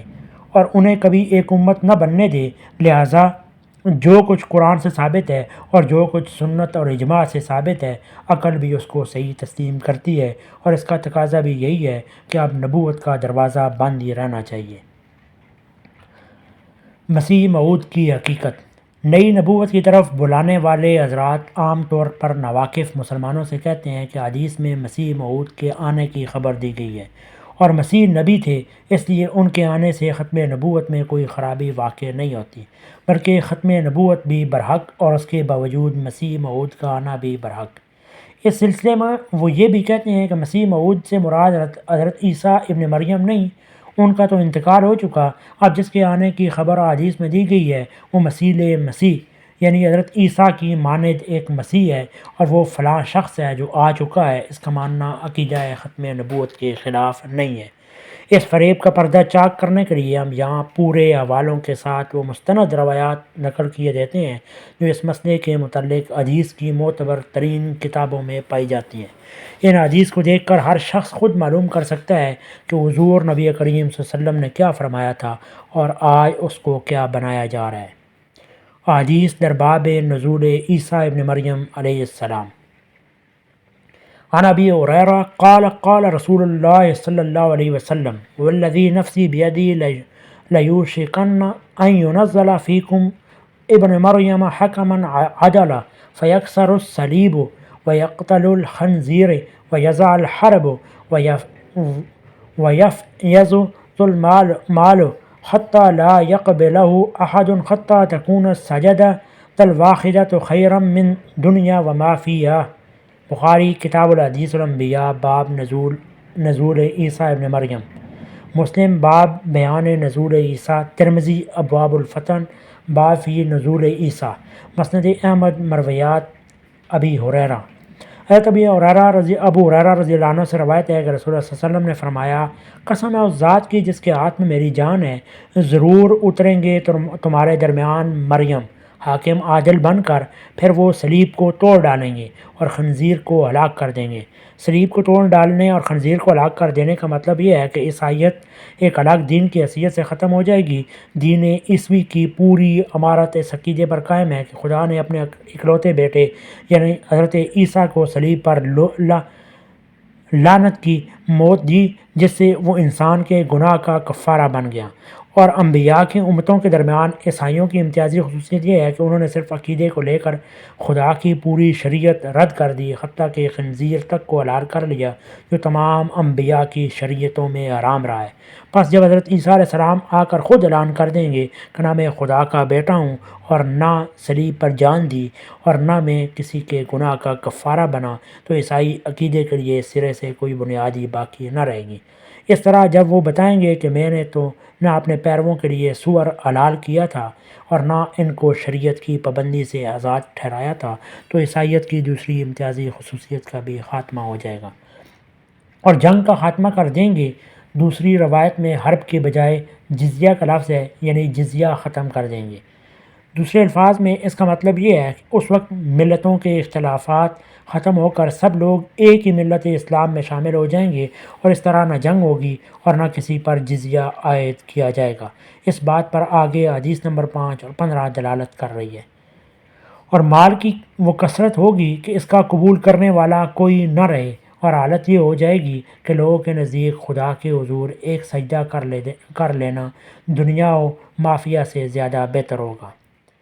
ایک اور روایت حضرت ابو ہریرہ رضی اللہ عنہ سے ان الفاظ میں ہے کہ لا تقوم الساعۃ حتی ینزل عیسیٰ ابن مریم، قیامت قائم نہ ہوگی جب تک کہ نازل نہ ہو لیں عیسیٰ ابن مریم علیہ السلام، اور اس کے بعد وہی مضمون ہے جو اوپر کی حدیث میں بیان ہوا ہے، بخاری کتاب المظالم۔ عن ابی ہریرہ ان رسول اللہ صلی اللہ علیہ وسلم قال کیف انتم اذا نزل ابن مریم فیکم و امامکم منکم۔ حضرت ابو ہریرہ رضی اللہ عنہ سے روایت ہے کہ رسول اللہ صلی اللہ علیہ وسلم نے فرمایا کیسے ہوگے جب کہ تمہارے درمیان ابن مریم اتریں گے اور تمہارا امام اس وقت خود تم سے ہوگا، یعنی نماز میں حضرت عیسیٰ علیہ السلام امامت نہیں کرائیں گے بلکہ مسلمانوں کا جو امام پہلے سے ہوگا اسی کے پیچھے وہ نماز پڑھیں گے۔ عن ابی ہریرہ ان رسول اللہ صلی اللہ علیہ وسلم قال ینزل عیسیٰ ابن مریم فیقتل الخنزیر ویمحو الصلیب وتجمع له الصلاة ویعطی المال حتی لا یقبل ویضع الخراج وینزل الروح فیحج منها ویعتمر او یجمعها۔ حضرت ابو ہریرہ رضی اللہ عنہ سے روایت ہے کہ رسول اللہ صلی اللہ علیہ وسلم نے فرمایا عیسیٰ ابن مریم نازل ہوں گے، پھر وہ خنزیر کو قتل کر دیں گے اور صلیب کو مٹا دیں گے اور ان کے لیے نماز جمع کی جائے گی، اور وہ اتنا مال تقسیم کریں گے کہ اسے قبول کرنے والا کوئی نہ ہوگا، اور وہ خراج ساقط کر دیں گے، اور روحہ مدینہ سے 35 میل کے فاصلے پر ایک مقام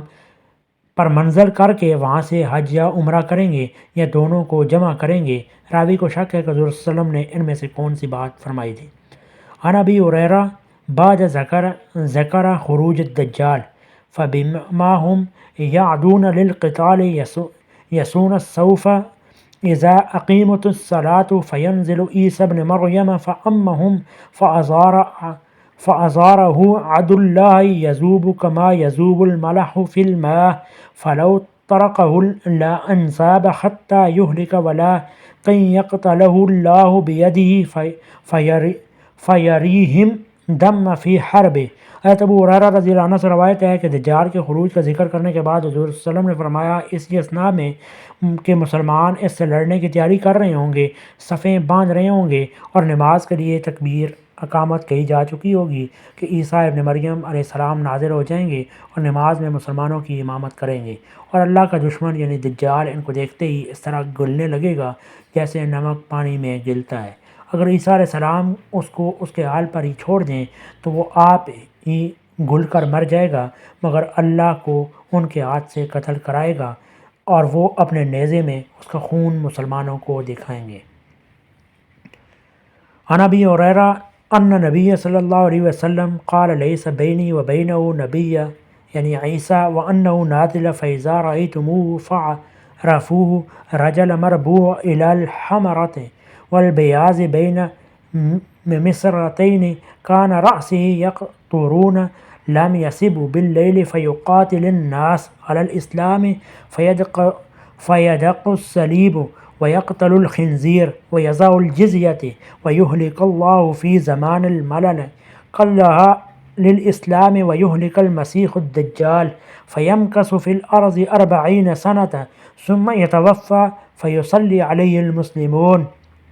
ابو داود۔ ابو ہریرہ رضی اللہ عنہ سے روایت ہے کہ نبی صلی اللہ علیہ وسلم نے فرمایا میرے اور ان کے یعنی عیسیٰ علیہ السلام کے درمیان کوئی نبی نہیں ہے اور یہ کہ وہ اترنے والے ہیں، پس جب تم ان کو دیکھو تو پہچان لینا، اور ایک میانہ قد آدمی ہے، رنگ مائل بسرخی اور سفیدی ہے، دو زرد رنگ کے کپڑے پہنے ہوئے ہوں گے، ان کے سر کے بال ایسے ہوں گے گویا اب ان سے پانی ٹپکنے والا ہے، حالانکہ وہ بھیگے ہوئے نہ ہوں گے، اور وہ اسلام پر لوگوں سے جنگ کریں گے، صلیب کو پاش کر دیں گے، خنزیر کو قتل کر دیں گے، جزیہ ختم کر دیں گے، اور اللہ ان کے زمانے میں اسلام کے سوا تمام ملتوں کو مٹا دے گا، اور وہ مسیح دجال کو ہلاک کر دیں گے، اور زمین میں وہ 40 سال ٹھہریں گے، پھر ان کا انتقال ہو جائے گا اور مسلمان ان کی نماز جنازہ پڑھیں گے۔ عن جابر بن عبداللہ قال سمعت رسول اللہ صلی اللہ علیہ وسلم فینزل عیسی بن مریم صلی اللہ علیہ وسلم فیقول امیرہم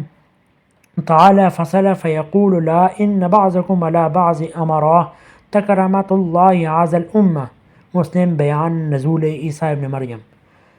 حضرت جابر بن عبداللہ کہتے ہیں کہ میں نے رسول اللہ صلی اللہ علیہ وسلم سے سنا ہے، پھر عیسیٰ ابن مریم نازل ہوں گے، مسلمانوں کا امیر ان سے کہے گا کہ آئیے آپ نماز پڑھائیے، مگر وہ کہیں گے کہ نہیں، تم لوگ خود ہی ایک دوسرے کے امیر ہو، یعنی تمہارا امیر خود تم ہی میں سے ہونا ہے۔ یہ وہ اس عزت کا لحاظ کرتے ہوئے کہیں گے جو اللہ نے اس امت کو دی ہے۔ واضح ہے کہ اس زمانے میں جن صاحبے کو مسیح قرار دیا گیا ہے انہوں نے اپنی زندگی میں نہ حج کیا نہ عمرہ۔ عن جابر بن عبداللہ فی قصص ابن سیاد فقال عمر بن الخطاب آذن لی فاقتلوا یا رسول اللہ، فقال رسول اللہ صلی اللہ علیہ وسلم ان یکن هو فلست صاحبۃ انما صاحب عیسی ابن مریم علیہ الصلاۃ والسلام والا یکن فلیس لک ان تقتل رجلا من اہل العہد۔ جابر بن عبداللہ قصہ ابن سیاد کے سلسلے میں روایت کرتے ہیں کہ پھر عمر بن الخطاب نے عرض کیا یا رسول اللہ صلی اللہ علیہ وسلم مجھے اجازت دیجیے کہ میں اسے قتل کر دوں۔ اس پر رسول صلی اللہ علیہ وسلم نے فرمایا اگر یہ وہی شخص یعنی دجال ہے تو اس کے قتل کرنے والے تم نہیں ہو، بلکہ اسے تو عیسیٰ ابن مریم علیہ السلام ہی قتل کریں گے، اور اگر یہ وہ شخص نہیں ہے تو تمہیں اہل عہد یعنی ذمیوں میں سے ایک آدمی کو قتل کر دینے کا کوئی حق نہیں ہے۔ عن جابر بن عبداللہ فی قصص الدجال فإذا هم بعیسی بن مریم علیہ السلام فتقام الصلاة فیقال له تقدم یا روح اللہ فیقول لیقتدم امامکم فلیصل بکم فإذا صلی صلاة الصبح خرجوا الیہ فقال فخین یری القذاب ینامس کما ینماس الملح فی الماء فیمشی الیہ فیقتلوه ان الشجر والحجر ینادی یا روح اللہ هذا الیہودی فلا یترک ممن کان یتبعه احد القتلہ۔ جابر بن عبداللہ سے روایت ہے کہ دجال کا قصہ بیان کرتے ہوئے نبی صلی اللہ علیہ وسلم نے فرمایا اس وقت یک عیسیٰ ابن مریم علیہ السلام مسلمانوں کے درمیان آئیں گے، پھر نماز کھڑی ہوگی اور ان سے کہا جائے گا کہ اے روح اللہ آگے بڑھیے، مگر وہ کہیں گے کہ نہیں، تمہارے امام ہی کو آگے بڑھنا چاہیے، وہی نماز پڑھائے۔ پھر صبح کی نماز سے فارغ ہو کر مسلمان دجال کے مقابلے پر نکلیں گے۔ فرمایا جب وہ کذاب حضرت عیسیٰ کو دیکھے گا تو گلنے لگے گا جیسے نمک پانی میں گلتا ہے، پھر وہ اس کی طرف بڑھیں گے اور اسے قتل کر دیں گے، اور حالت یہ ہوگی کہ درخت اور پتھر پکار اٹھیں گے اے روح اللہ، یہ یہودی میرے پیچھے چھپا ہوا ہے۔ دجال کے پیرووں میں سے کوئی نہ بچے گا جو قتل نہ کر دیا جائے۔ حضرت نواس ابن سمعان کلابی قصہ دجال بیان کرتے ہوئے روایت کرتے ہیں کہ اسی اثناء میں کہ دجال یہ کچھ کر رہا ہوگا، اللہ تعالیٰ مسیح ابن مریم کو بھیج دے گا، اور وہ دمشق کے مشرقی حصے میں سفید مینار کے پاس زرد رنگ کے 2 کپڑے پہنے ہوئے 2 فرشتوں کے بازوؤں پر اپنے ہاتھ رکھے ہوئے اتریں گے۔ جب وہ سر جھکائیں گے تو ایسا محسوس ہوگا کہ قطرے ٹپک رہے ہیں، اور جب سر اٹھائیں گے تو موتی کی طرح قطرے ڈھلکتے ہوئے نظر آئیں گے۔ ان کے سانس کی ہوا جس کافر تک پہنچے گی وہ ان کی حد نظر تک جائے گی، وہ زندہ نہ بچے گا۔ پھر ابن مریم دجال کا پیچھا کریں گے، اور لد، واضح ہے کہ لد لئیدہ فلسطین میں ریاست اسرائیل کے دارالسلطنت تل ابیب سے چند میل کے فاصلے پر واقع ہے، اور یہودیوں نے وہاں بہت بڑا ہوائی اڈہ بنا رکھا ہے کہ دروازے پر اسے جا کر پکڑیں گے اور قتل کر دیں گے۔ عبداللہ بن عمرو بن عاص کہتے ہیں کہ رسول اللہ صلی اللہ علیہ وسلم نے فرمایا، دجال میری امت میں نکلے گا اور 40، میں نہیں جانتا 40 دن یا 40 مہینے یا 40 سال، یہ حضرت عبداللہ بن عمرو بن عاص کا اپنا قول ہے، رہے گا۔ پھر اللہ عیسیٰ ابن مریم کو بھیجے گا، اور ان کا اولیاء عروہ بن مسعود ایک صحابی سے مشابہ ہوگا، وہ اس کا پیچھا کریں گے اور اسے ہلاک کر دیں گے۔ پھر 7 سال تک لوگ اس حال میں رہیں گے کہ 2 آدمیوں کے درمیان بھی عداوت نہ ہوگی۔ حذیفہ بن سعید الغفاری کہتے ہیں کہ ایک مرتبہ نبی صلی اللہ علیہ وسلم ہماری مجلس میں تشریف لائے اور ہم آپس میں بات چیت کر رہے تھے۔ آپ صلی اللہ علیہ وسلم نے پوچھا، کیا بات ہو رہی ہے؟ لوگوں نے عرض کیا، ہم قیامت کا ذکر کر رہے تھے۔ فرمایا، وہ ہرگز قائم نہ ہوگی جب تک اس سے پہلے 10 نشانیاں ظاہر نہ ہو جائیں۔ پھر آپ صلی اللہ علیہ وسلم نے وہ 10 نشانیاں یہ بتائیں: نمبر 1 دھواں، نمبر 2 دجال، نمبر 3 دابت الارض، نمبر 4 سورج کا مغرب سے طلوع ہونا،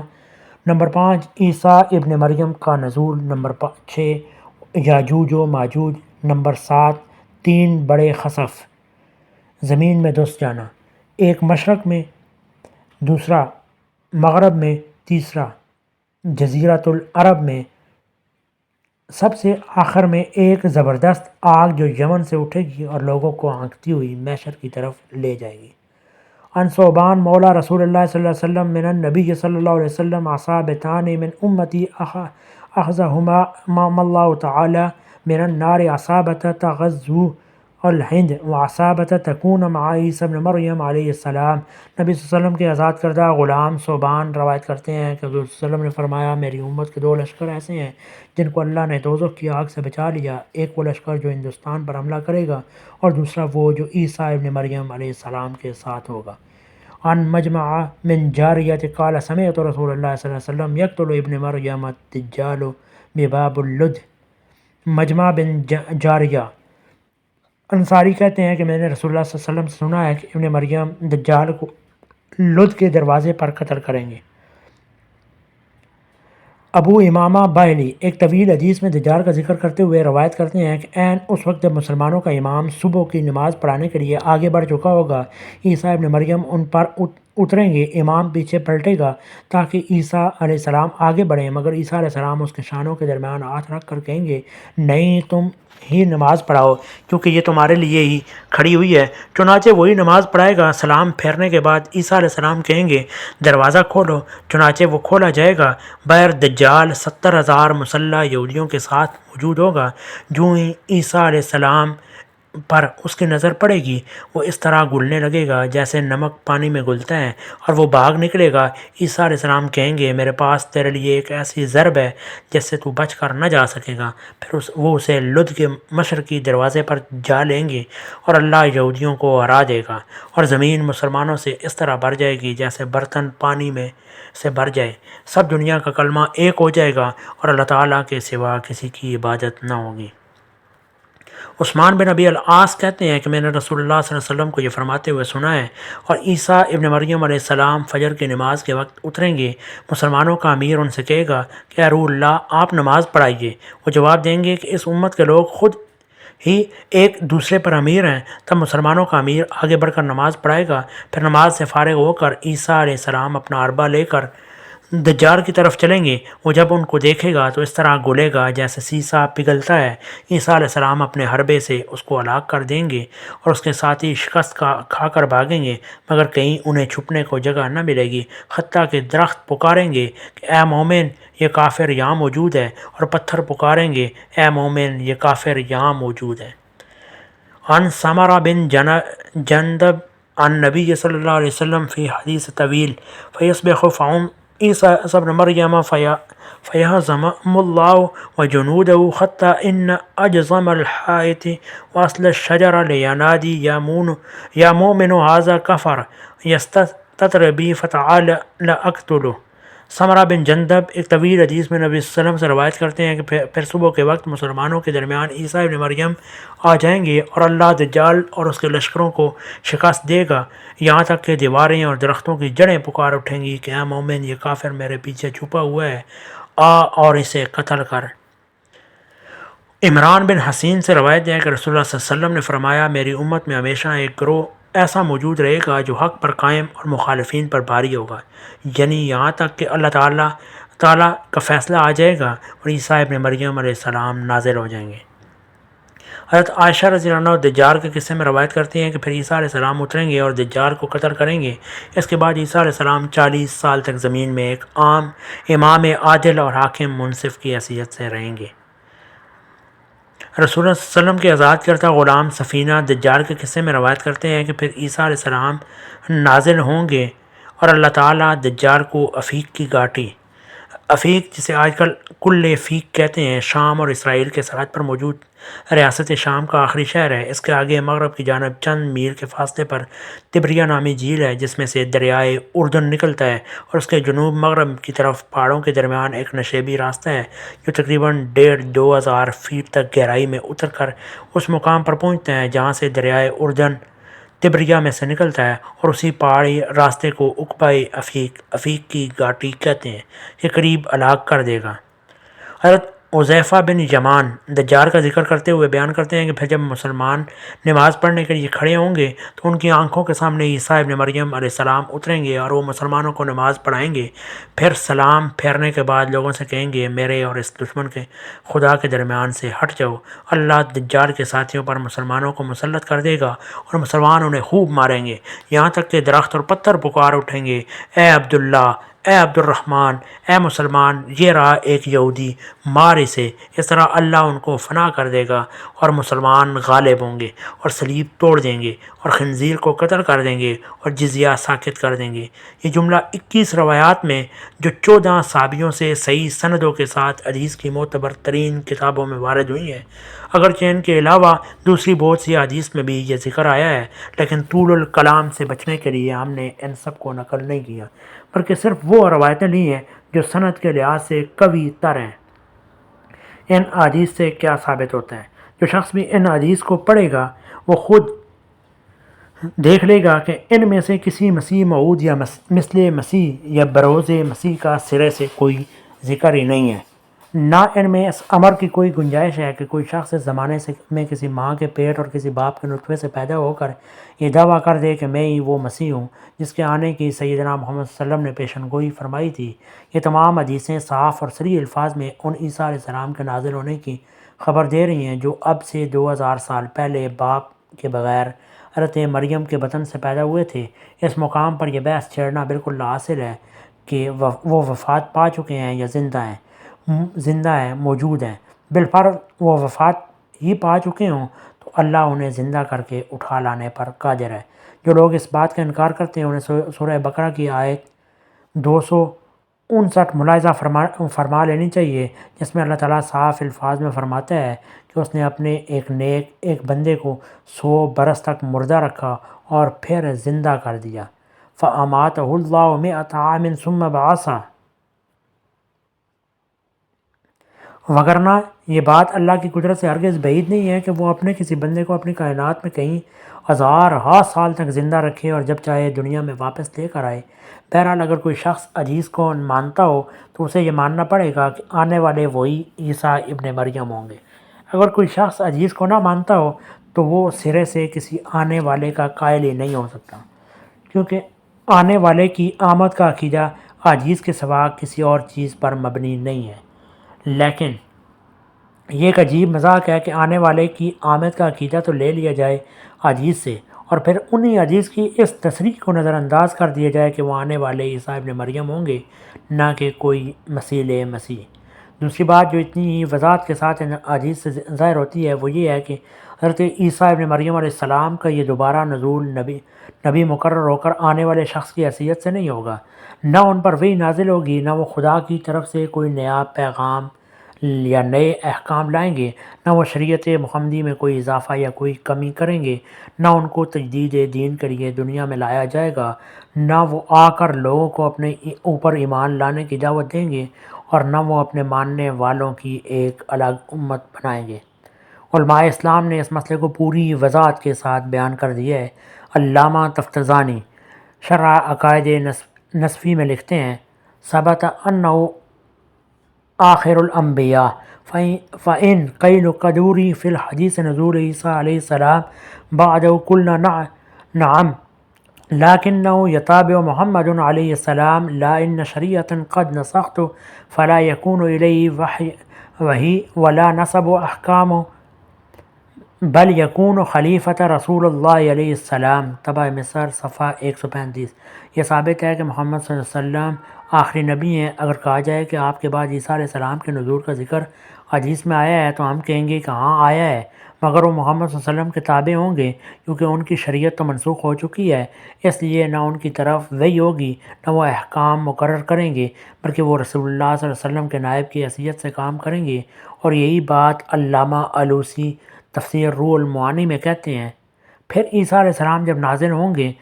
تو وہ اپنی سابق نبوت پر باقی ہوں گے، بہرحال اس سے معزول تو نہ ہو جائیں گے، مگر وہ اپنی پچھلی شریعت کے پیرو نہ ہوں گے کیونکہ وہ ان کے اور دوسرے سب لوگوں کے حق میں منسوخ ہو چکی ہے۔ اب وہ اصول و فروغ میں اس شریعت کی پیروی پر مکلف ہوں گے، لہٰذا ان پر اب نہ وحی آئے گی نہ انہیں احکام مقرر کرنے کا اختیار ہوگا، بلکہ وہ رسول اللہ صلی اللہ علیہ وسلم کے نائب اور آپ کی امت میں ملت محمدیہ کے حاکموں میں سے ایک حاکم کی حیثیت سے کام کریں گے۔ امام رازی اس بات کو اور زیادہ وضاحت کے ساتھ اس طرح بیان کرتے ہیں، انبیاء کا دور محمد صلی اللہ علیہ وسلم کی بعثت تک تھا، جب آپ مبعوث ہو گئے تو انبیاء کی آمد کا زمانہ ختم ہو گیا۔ اب یہ بات بعید از قیاس نہیں ہے کہ حضرت عیسیٰ علیہ السلام نازل ہونے کے بعد محمد صلی اللہ علیہ وسلم کے تابع ہوں گے۔ تفسیر کبیر جلد 3 صفحہ 343۔ وہ صرف ایک خاص کار خاص کے لیے بھیجے جائیں گے اور وہ یہ ہوگا کہ دجال کے فتنے کا استحصال کر دیں۔ اس غرض کے لیے حضرت عیسیٰ ابن مریم علیہ السلام ایسے طریقے سے نازل ہوں گے کہ جن مسلمانوں کے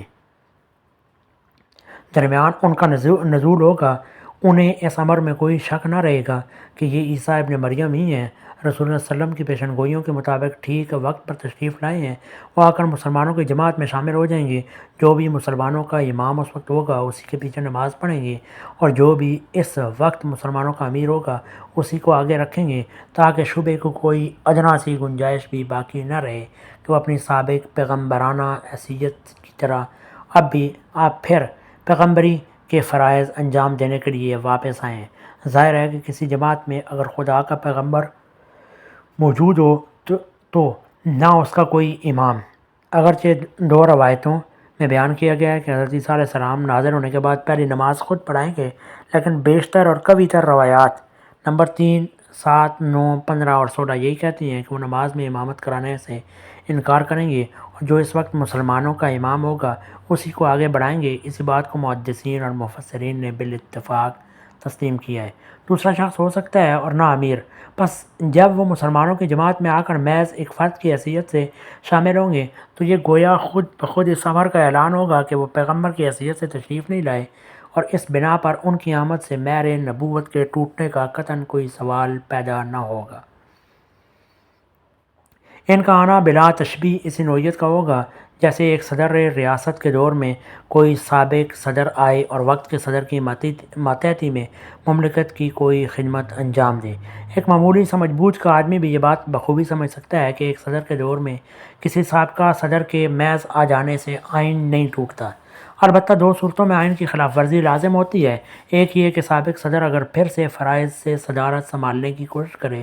دوسرا یہ کہ کوئی شخص اس کی سابق صدارت کا بھی انکار کر دے، کیونکہ یہ ان تمام کاموں کے جواز کو چیلنج کرنے کا معنی ہوگا جو اس کے دور صدارت میں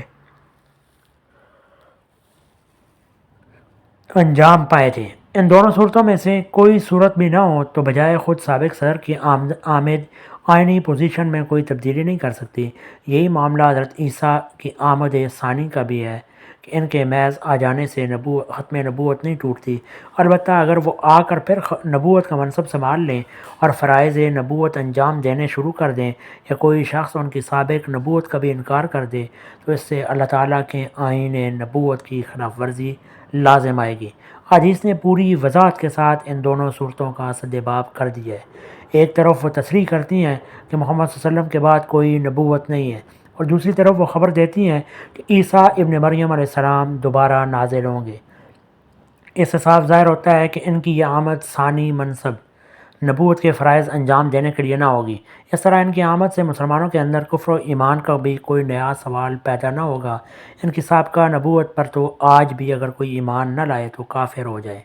محمد صلی اللہ علیہ وسلم خود ان کی اس نبوت پر ایمان رکھتے تھے، اور آپ کی ساری امت ابتدا سے ان کی مومن ہے۔ یہی حیثیت اس وقت بھی ہوگی۔ مسلمان کسی تازہ نبوت پر ایمان نہ لائیں گے، بلکہ عیسیٰ ابن مریم علیہ السلام کی سابقہ نبوت ہی پر ایمان رکھیں گے جس طرح آج رکھتے ہیں۔ یہ چیز نہ آج ختم نبوت کے خلاف ہے، نہ اس وقت ہوگی۔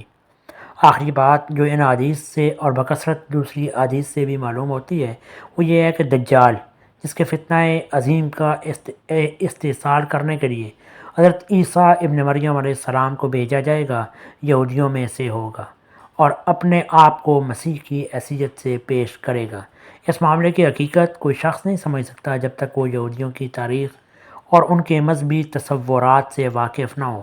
حضرت سلیمان علیہ السلام کی وفات کے بعد جب بنی اسرائیل پے در پے تنزل کی حالت میں مبتلا ہوتے چلے گئے، یہاں تک کہ آخر کار بابل اور اسیریا کی سلطنتوں نے ان کو غلام بنا کر زمین میں تتر بتر کر دیا، تو انبیاء بنی اسرائیل نے ان کو خوشخبری دینی شروع کی کہ خدا کی طرف سے ایک مسیح آنے والا ہے جو ان کو اس ذلت سے نجات دلائے گا۔ ان پیشن گوئیوں کی بنا پر یہودی ایک ایسے مسیح کی آمد کے متوقع تھے جو بادشاہ ہو، لڑ کر ملک فتح کرے، بنی اسرائیل کو ملک سے لا کر فلسطین میں جمع کر دے اور ان کی ایک زبردست سلطنت قائم کر دے۔ لیکن ان کی ان توقعات کے خلاف جب حضرت عیسیٰ ابن مریم علیہ السلام خدا کی طرف سے مسیح ہو کر آئے اور کوئی لشکر ساتھ نہ لائے، تو یہودیوں نے ان کی مسیحیت تسلیم کرنے سے انکار کر دیا اور انہیں ہلاک کرنے کے در پہ ہو گئے۔ اس وقت آج تک دنیا بھر کے یہودی اس مسیح موعود پرومیزڈ مسیح کے منتظر ہیں جس کے آنے کی خوشخبریاں ان کو دی گئی تھیں۔ ان کا لٹریچر اس آنے والے دور کے سوانح خوابوں سے بھرا پڑا ہے۔ تلمود اور ربیوں کے ادبیات میں اس کا جو نقشہ کھینچا گیا ہے، اس کی خیالی لذت کے سارے صدیوں سے یہودی جی رہے ہیں اور یہ امید لیے بیٹھے ہیں کہ یہ مسیح موعود ایک زبردست جنگی اور سیاسی لیڈر ہوگا جو دریائے نیل سے دریائے فرات تک کے علاقے کا، جسے یہودی اپنی میراث کا ملک سمجھتے ہیں، انہیں واپس دلائے گا اور دنیا کے گوشے گوشے سے یہودیوں کو لا کر اس ملک میں پھر سے جمع کر دے گا۔ اب اگر کوئی شخص مشرق وسطیٰ کے حالات پر ایک نگاہ ڈالے اور نبی صلی اللہ علیہ وسلم کی پیشن گوئیوں کی پس منظر میں ان کو دیکھے تو یہ فوراً محسوس کرے گا کہ اس دجال اکبر کے ظہور کے لیے اسٹیج بالکل تیار ہو چکا ہے، جو حضور صلی اللہ علیہ وسلم کی دی ہوئی خبروں کے مطابق یہودیوں کا مسیح موعود بن کر اٹھے گا۔ فلسطین کے بڑے حصے سے مسلمان بے دخل کیے جا چکے ہیں اور وہاں اسرائیل کے نام سے ایک یہودی ریاست قائم کر دی گئی ہے۔ اس ریاست میں دنیا بھر کے یہودی کھچا کھچ کر چلے آ رہے ہیں۔ امریکہ، برطانیہ اور فرانس نے اس کو ایک زبردست جنگی طاقت بنا دیا ہے۔ یہودی سرمایہ کی بے پایاں امداد سے یہودی سائنسدان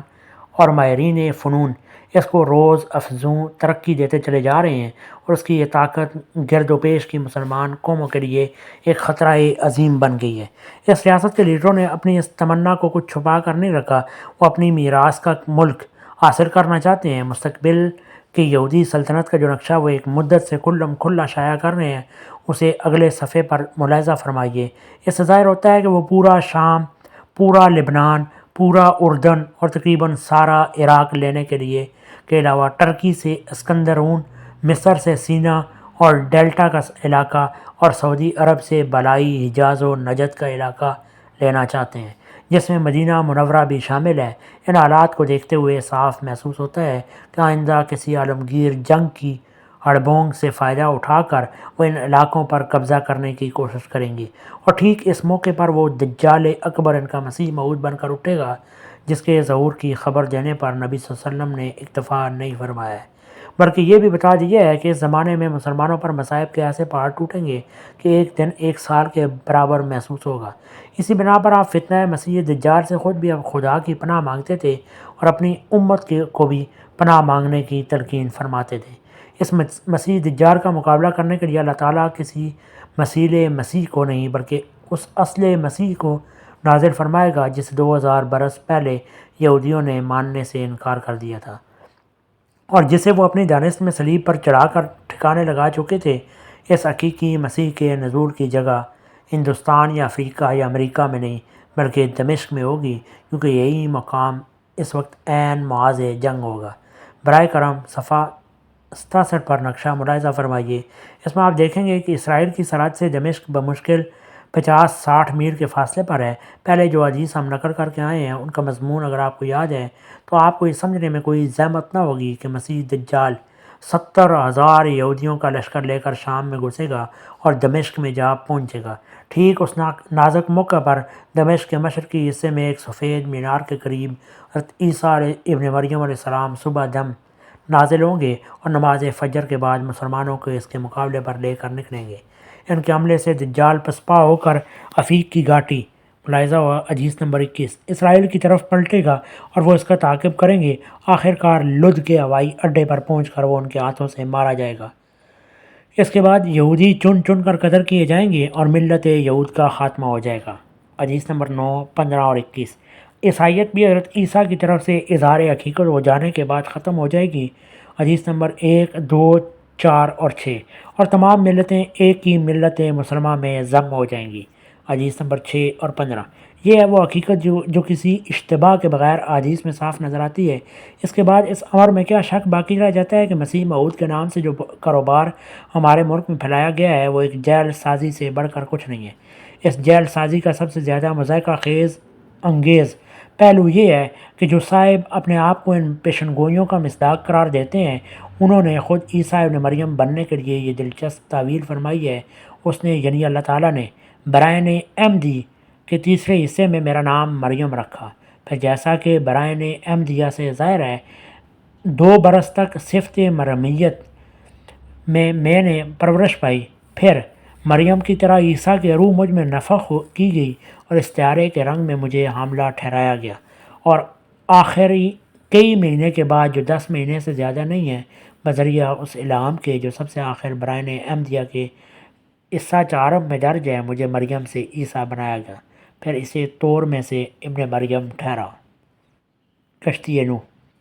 یعنی پہلے مریم بنے، پھر خود ہی حاملہ ہوئے، پھر اپنے پیٹ سے آپ عیسیٰ ابن مریم بن کر تولد ہوئے۔ اس کے بعد یہ مشکل پیش آئی کہ عیسیٰ ابن مریم کا نزول تو حدیث کی روح سے دمشق میں ہونا تھا، جو کئی ہزار برس سے شام کا ایک مشہور و معروف مقام ہے اور آج بھی دنیا کے نقشے پر اسی نام سے موجود ہے۔ یہ مشکل ایک دوسری پر لطف طویل سے یوں رفع کی گئی، واضح ہو کہ دمشق کے لفظ کی تعبیر میں میرے پر من جانب اللہ یہ ظاہر کیا گیا ہے کہ اس جگہ ایسے قصبے کا نام دمشق رکھا گیا ہے جس میں ایسے لوگ رہتے ہیں جو یزیدی الطبع اور یزید پلید کی عادات اور خیالات کے پیرو ہیں۔ یہ قصبہ قادیان بوجہ اس کے کہ اکثر یزیدی الطبع لوگ اس میں سکونت رکھتے ہیں دمشق سے ایک مشابہت اور مناسبت رکھتا ہے۔ حاشیہ ازالہ اوہام صفحہ 63 تا 73 پھر ایک اور الجھن یہ باقی رہ گئی کہ حدیث کی روح سے ابن مریم کو ایک سفید منارہ کے پاس اترنا تھا، چنانچہ اس کا حالیہ نکالا گیا ہے کہ مسیح صاحب نے آ کر اپنا منارہ خود بنوا لیا۔ اب اسے کون دیکھتا ہے کہ حدیث کی روح سے منارہ وہاں ابن مریم کے نزول سے پہلے موجود ہونا چاہیے تھا اور یہاں وہ مسیح موعود کی تشریف آوری کے بعد تعمیر کیا گیا۔ ان طویلات کو جو شخص بھی کھلی آنکھوں سے دیکھے گا اسے معلوم ہو جائے گا کہ یہ جھوٹے بیروپ فالس امپرسونیشن کا صریح ارتکاب ہے جو علی اعلان کیا گیا ہے۔